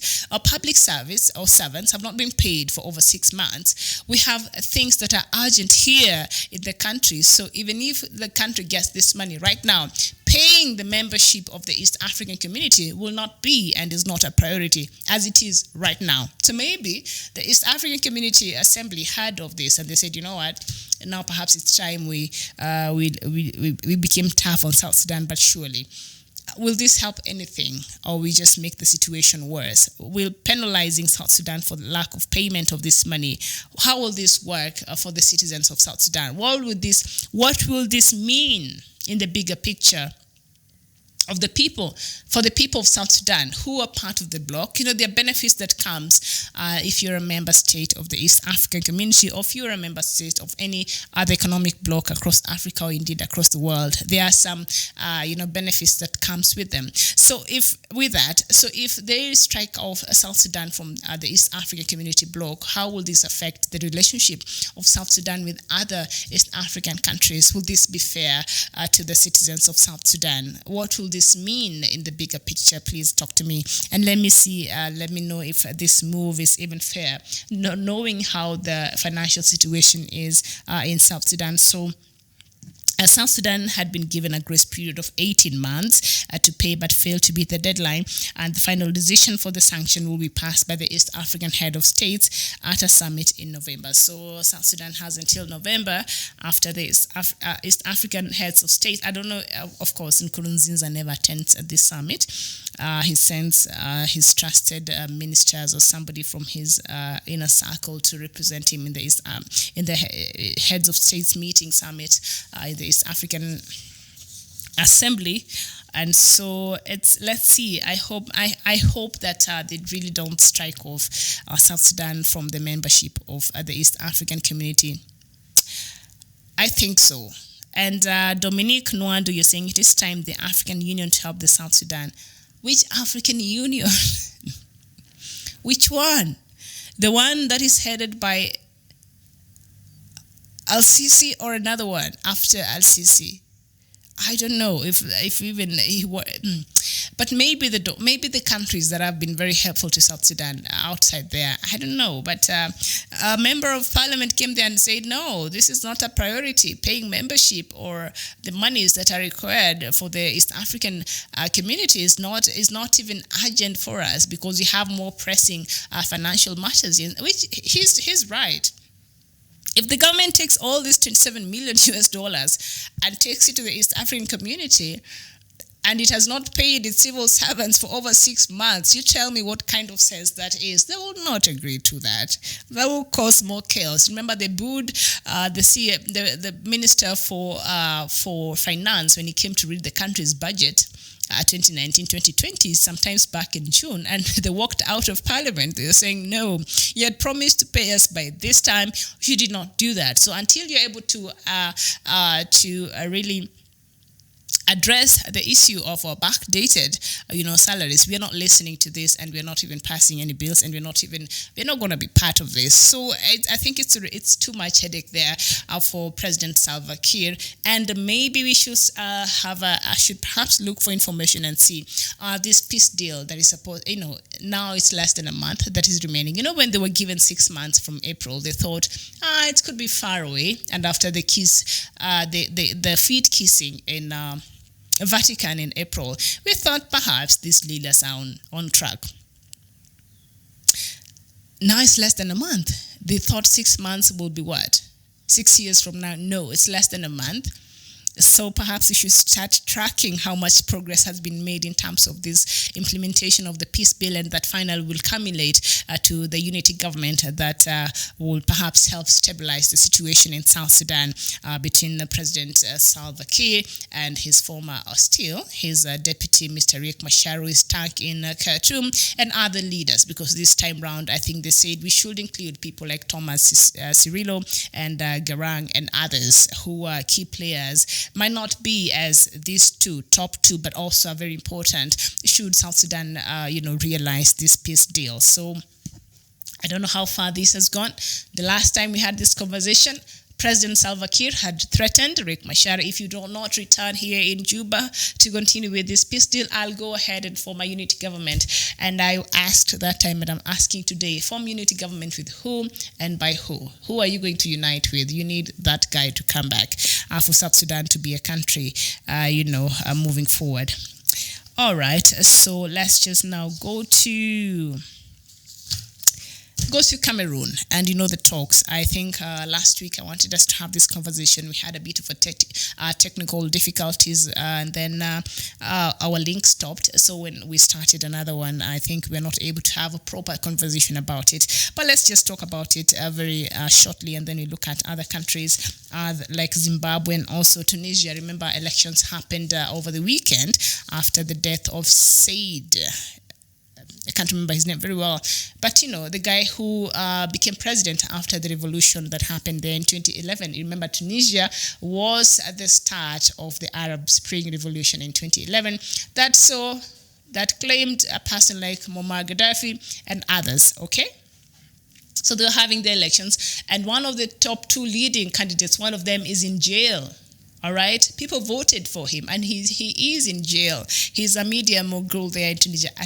Things that happen in this continent are beyond ridiculous. This person was taken to jail by some trumped up charges, but still people who love him got to vote for him. He is in jail. All right, the official results are not out there yet, but his camp is already claiming victory, and the other side is also claiming victory, and the guy is in jail. All right, okay. Now, a military court in Cameroon freed opposition leader Maurice Kamto, who had been in prison for 9 months and facing charges of insurrection. Insurrection is when you are inciting public against the government. All right, that is insurrection. So that is what Maurice Kamto was doing there. And so his release, along with that of dozens of his supporters, comes as President Paul Biya is aiming to strike a more conciliatory and no tone. Okay, that's good up to that point. Mr. Kamto was detained after organizing protests in January against the results of last year's presidential elections. And the president has been in power for 37 years. That is Mr. Paul Biya. And he's been trying to find a solution that has been recurring in regards to the Anglophone. All right. So, Okechuku Joshua. Yes, I just read some. All right. I'll come to that, but don't worry. We'll talk about that. So he won, Mr. Paul Biya won a 7th term in office in polls last year in October. Of course, it was marred with corruption. It is claimed it was not free and fair. And so opposition, led by Mr. Maurice Kamto, tried taking it to the streets in January. And of course, the government of Paul Biya could not hear any of that. So he was put in jail. So over the weekend, he was released after the talks ended on Friday. So Cameroon's president, Mr. Paul Biya, had organized or called for a national dialogue that started on 30th of September and ended on Friday. And this national dialogue, you can see the opposition is a key figure. The leader of opposition, Mr. Maurice Kamto, of course, was not able to participate in this dialogue because he was in jail. He was released after the dialogue. So that is one fault.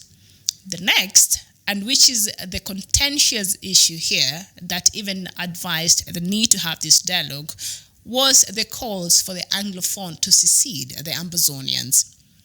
The leadership of Ambazonia was given a life sentence, and they're serving a life sentence right now in jails there in Cameroon. So they were not part of this national dialogue. That is fault number 2. All right.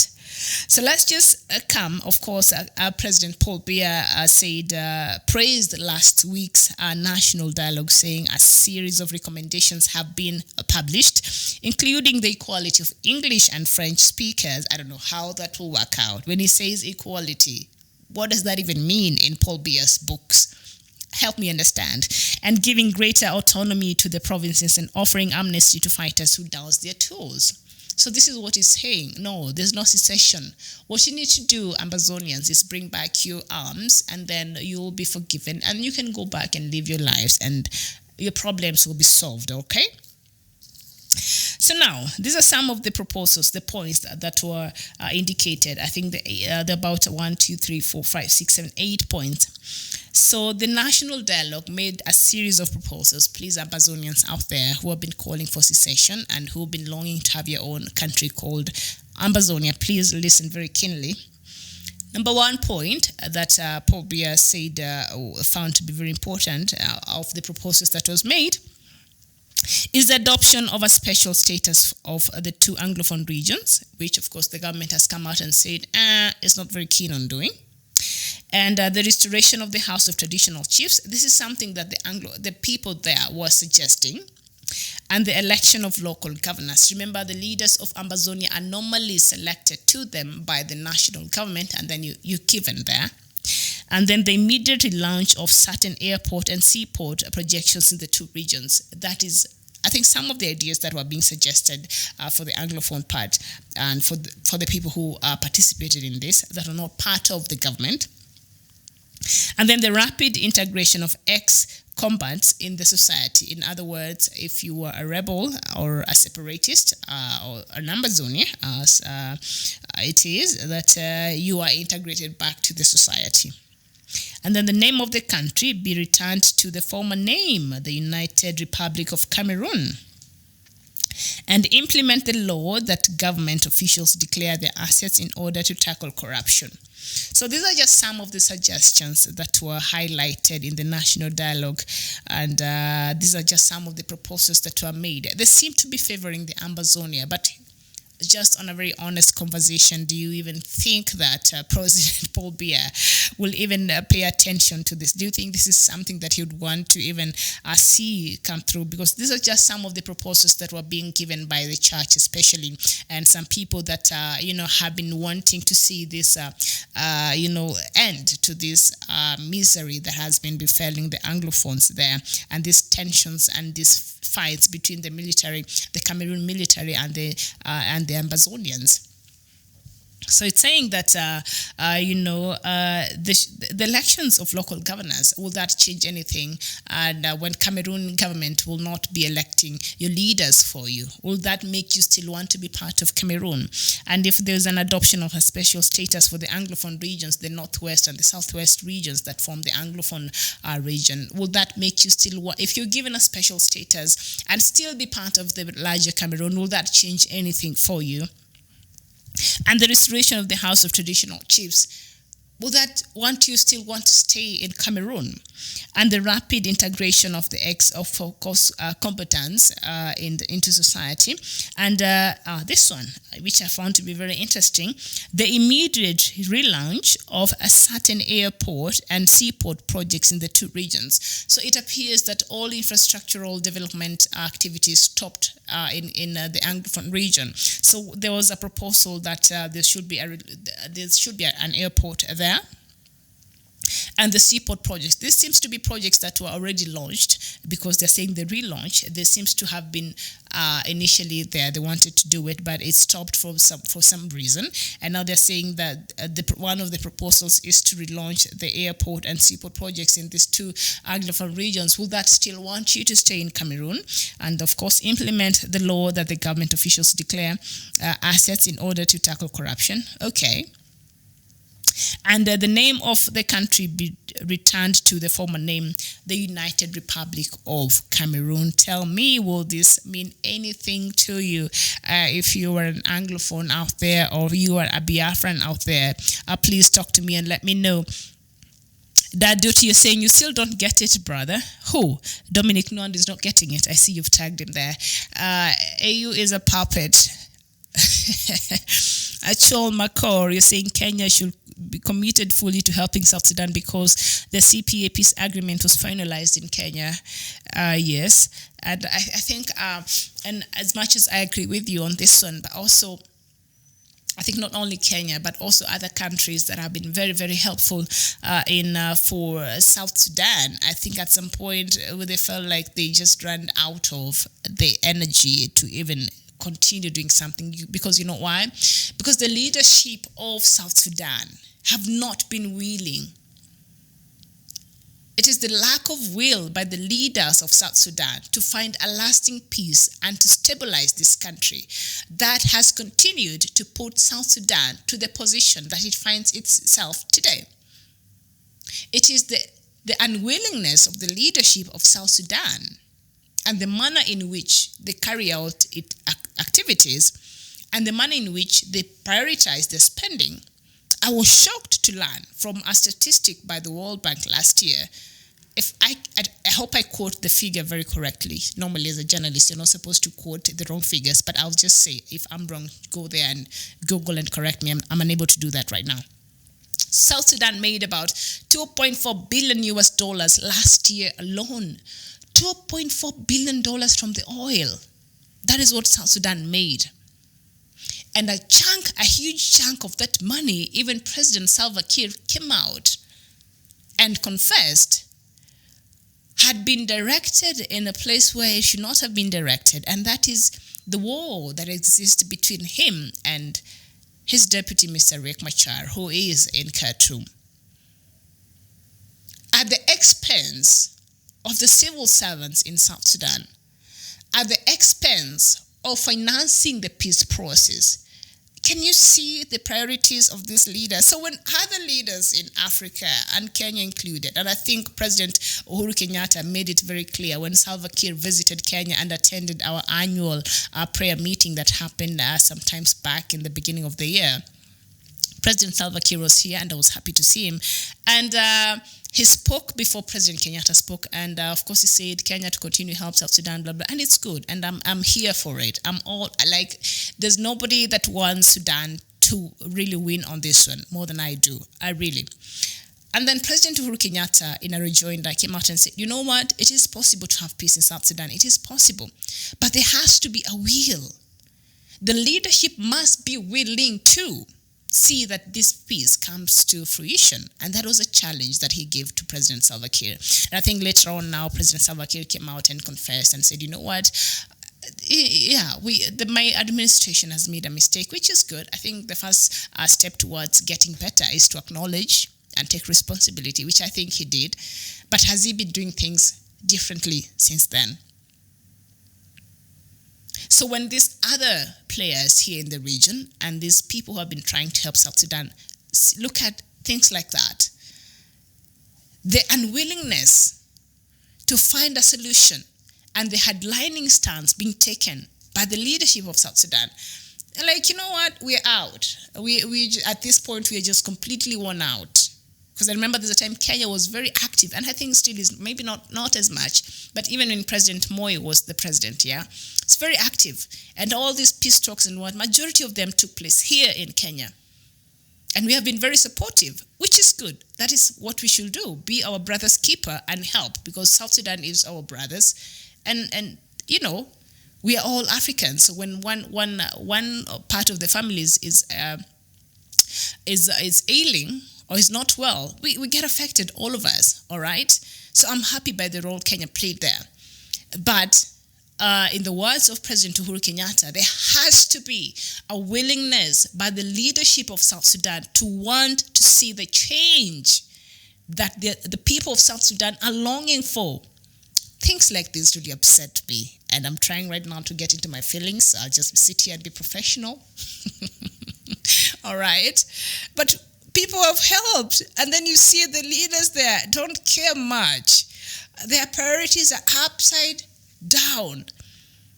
And when they're having these peace talks and these deals and this what, you see that what South Sudan wants, or what South Sudanese want as a people of that country that have been very much affected, is not even part of their agendas. Whatever deals they are cutting there is just to soothe their egos. It's just to make them feel better and important. And in the bigger scheme of things, they forget that South Sudanese and South Sudan as a country is what matters here. And whatever decision they make or whatever deals they try to cut, how is it going to affect the people of South Sudan? Is it going to serve the people of South Sudan and South Sudan as a country better? Is it going to improve lives? Is it going to bring peace? What you see now is bring this number of your army, bring this number of what positions will you, like what? I know that is also important. But the core of this is the people of South Sudan.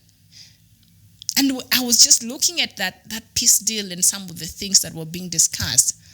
I did not see at the top there our major concern being the people of South Sudan from the leadership of South Sudan. So when you see my brother there, Chol Makor, countries being very reluctant to come in and be very active in the process of, making sure that South Sudan is helped, is because they have been doing this and they've tried, but they don't see the willingness.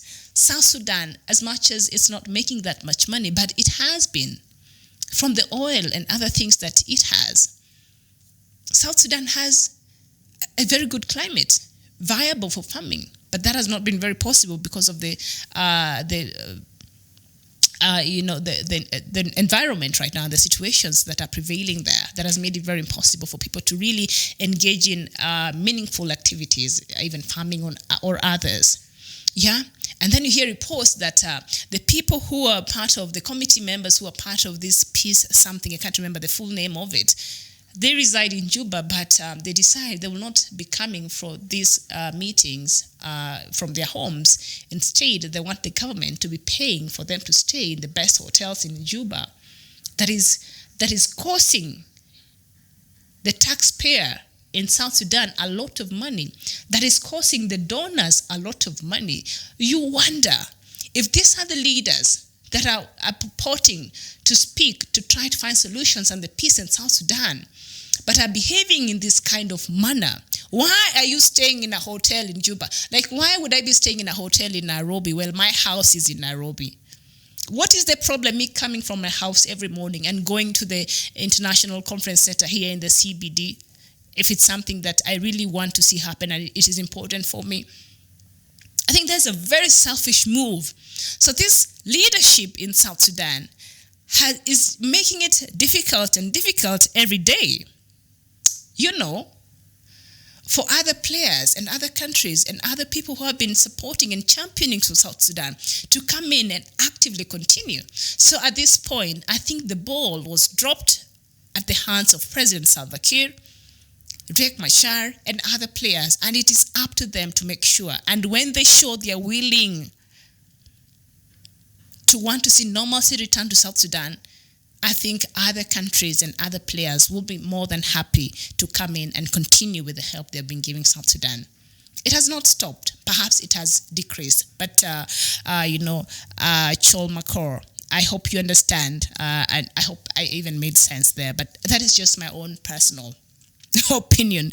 And Bismarck Bura, they're saying Kenyans solve their problems wisely and amicably. So should South Sudan. Kenyans solve their problems amicably.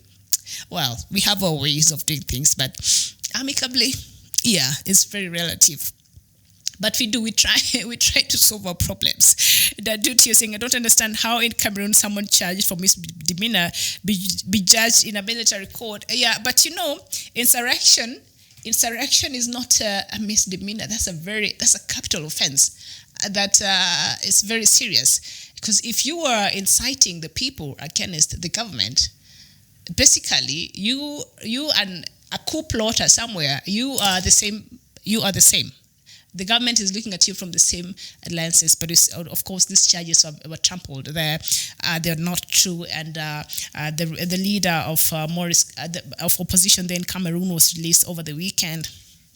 Was this a win to the Cameroon people? Was this a win to democracy? He was released on Saturday after the talks ended on Friday. Why didn't they release this person earlier so that he could participate?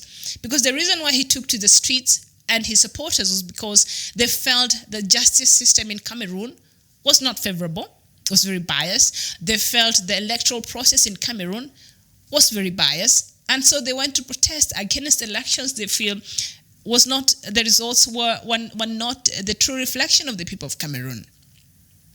And so this person, you release him, and is the major opposition leader of the country, of the other side of Cameroon, from prison after the talks ended. Paul Biya, please. And also these talks that happened, Ambazonian leaders are still in prison. Yeah? So of course the side of Ambazonia has not been very happy. And one of the proposals there said that the country should be returned to its former name. That is the United Republic of Cameroon, something that I know for sure Paul Biya will not agree to. Having a federal what? He will not agree to. A two country solution?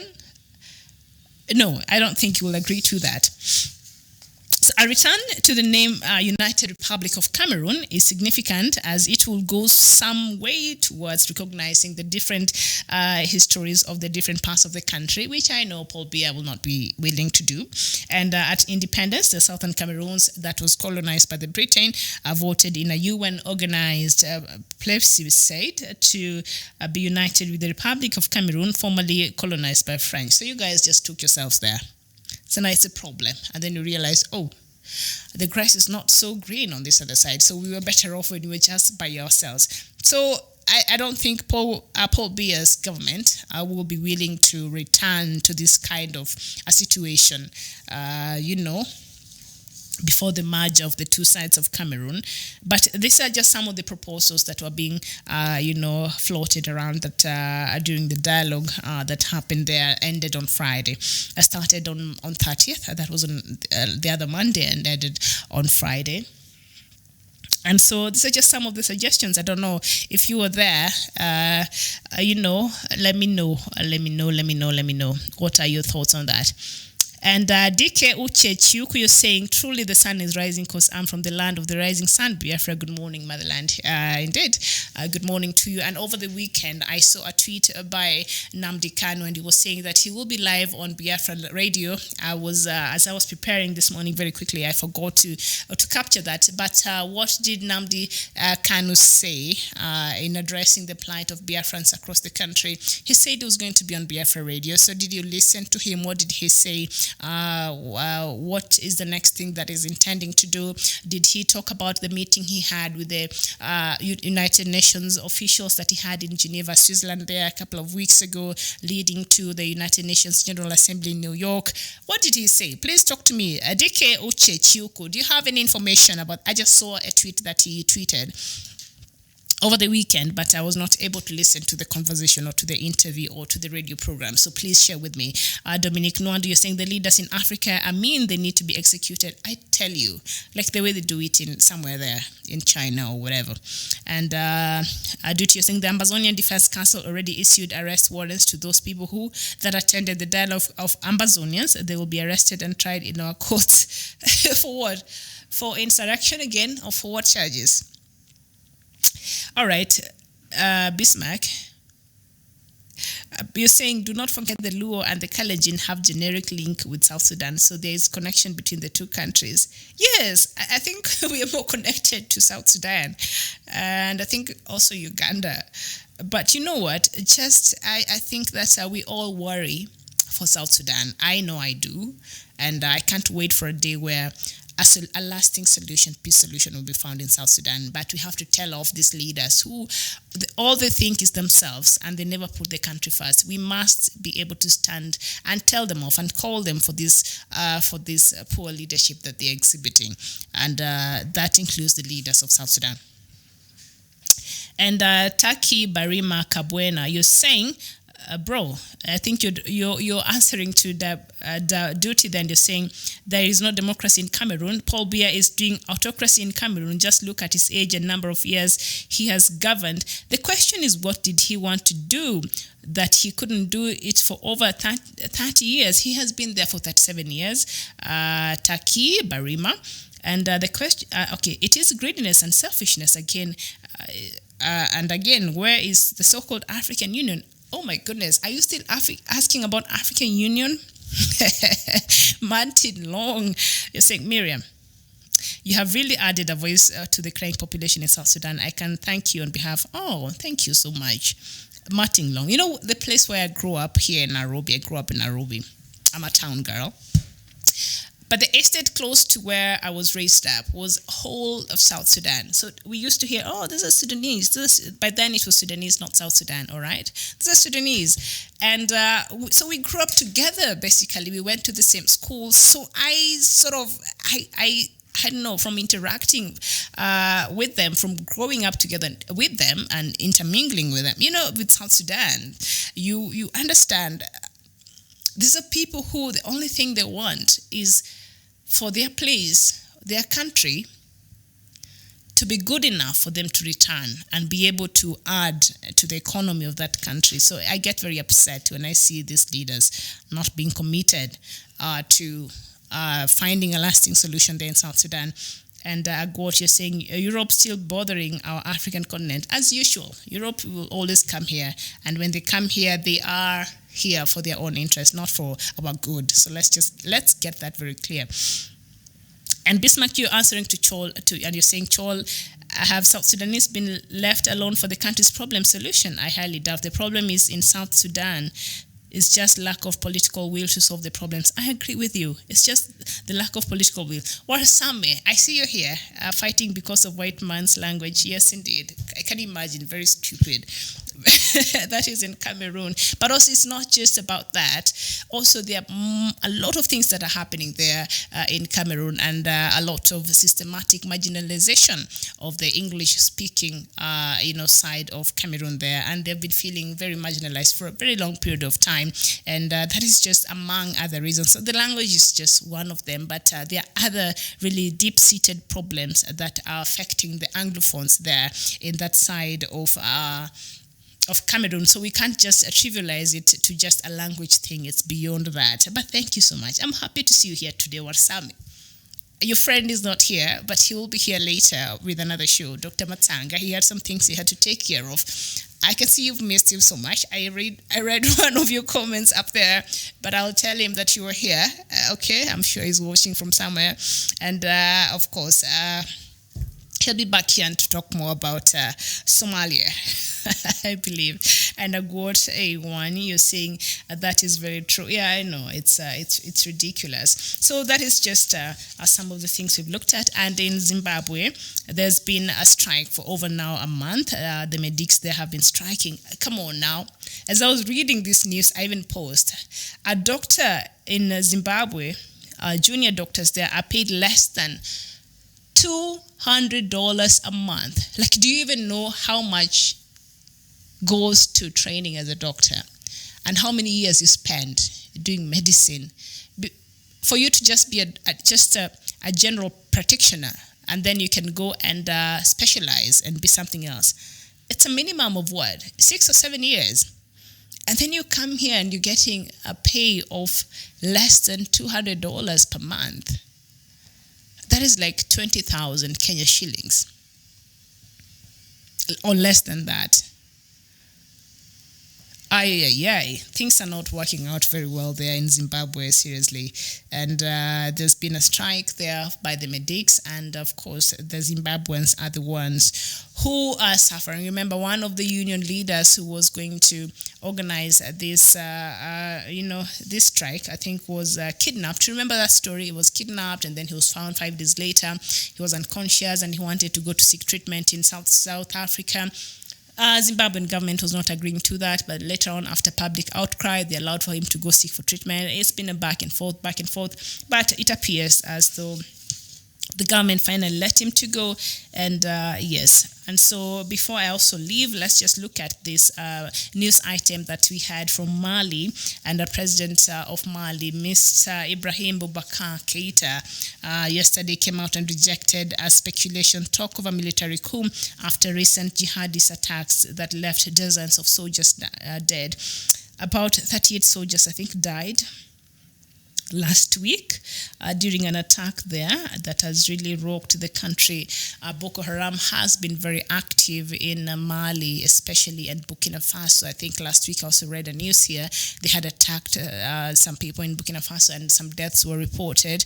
And in Nigeria as well. I don't know how, and the leaders in the Sahel region and the COMESA bloc also had a meeting to talk about Boko Haram. And when you see the resolutions or the ways in which they want to deal with this Boko Haram, it's not even an urgent thing for them.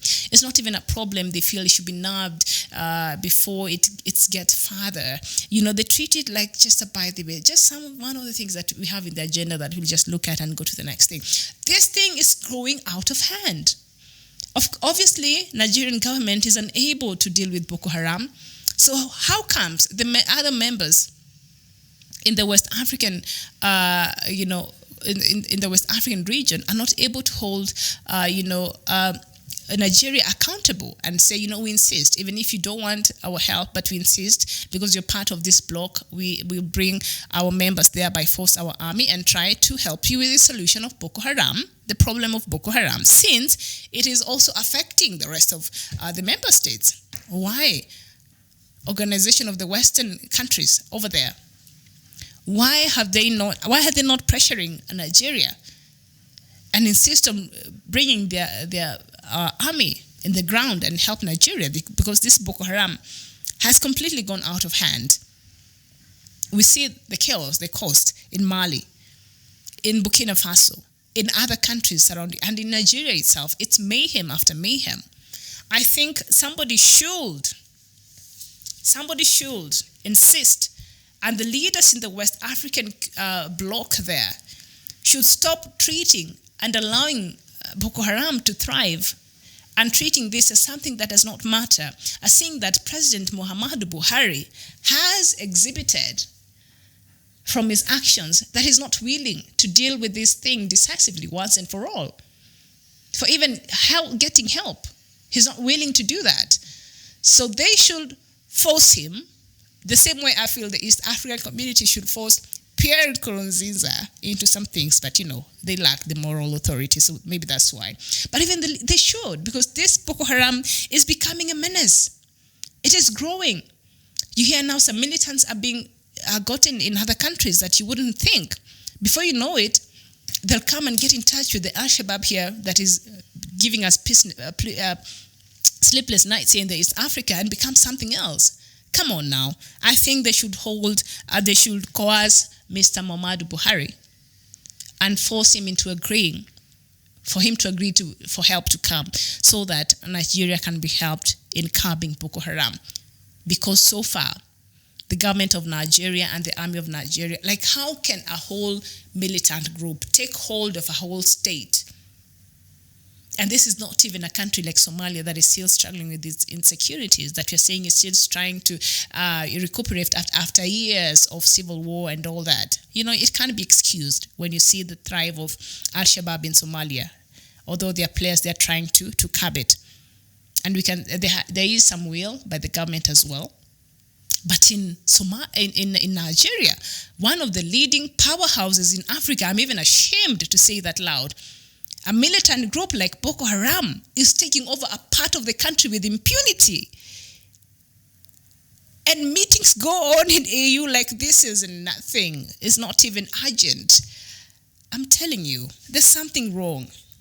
There's something seriously wrong that is happening there in Nigeria in regards to Boko Haram. Forget other problems that Buhari is having with his administration. But there's something that is seriously wrong, even with the leadership of the countries that are being affected by this menace of Boko Haram, that are part of that. And they're not trying to hold the president accountable, and they're not even trying to find lasting solutions with it. I'm amazed by how they handle this. Like, it's just something else to talk about. While Boko Haram continues to thrive, Boko Haram continues to acquire sophisticated weapons. I don't know from who. Boko Haram continues to kidnap people. Come on now. Something is amiss over there, and we need to start talking about this. And these countries from that side that are, direct neighbors with Nigeria, and you guys get affected every day and you're quiet, you all should coerce Buhari so that he allows your help in trying to curb Boko Haram. A whole 38 military members of Mali, were attacked and they died by some jihadists that are connected to Boko Haram. Yesterday, Burkina Faso, I don't know how many people died. And the other day. Always, I'm having a news here every day. If you watch us every day, I'll have a news about Boko Haram having killed or having maimed or having, somewhere in those countries up there. And my worry is it will spread across other countries as well. So we have to talk about this. AU, I've given up on AU, especially on how the leadership is comprised right now, but we still have to continue talking. My time is up. I want to thank you so much for your company today. I want to thank you for your contribution. I want to thank you so much for keeping me company. You've made it worthwhile, and I hope that we've been able to share and talk about Africa in the manner in which a change can actually come to this continent. Because we just don't want to sit here and just talk about these things. And our people are being killed in Mali, and this is happening in Libya. We need conversations that can actually bring change into this continent. And as I keep insisting, there has been a one-sided narrative about Africa for a very long time. So it is time that we came with our own narrative and find solutions to our own problem. And that is the only way Africa will continue and will come out of this tag of a dark continent, a third world. Anyway, with the leadership we have, perhaps that will take a while. But, we have to keep talking, and we have to keep having our voices out there, talking to our own issues and finding solutions to our own problems in a way that will be beneficial for us as Africans. My name is Miriam Ogutu, and until our next broadcast, probably tomorrow for another edition of Good Morning Africa, I thank you so much, and I'll see you again tomorrow. Bye-bye for now.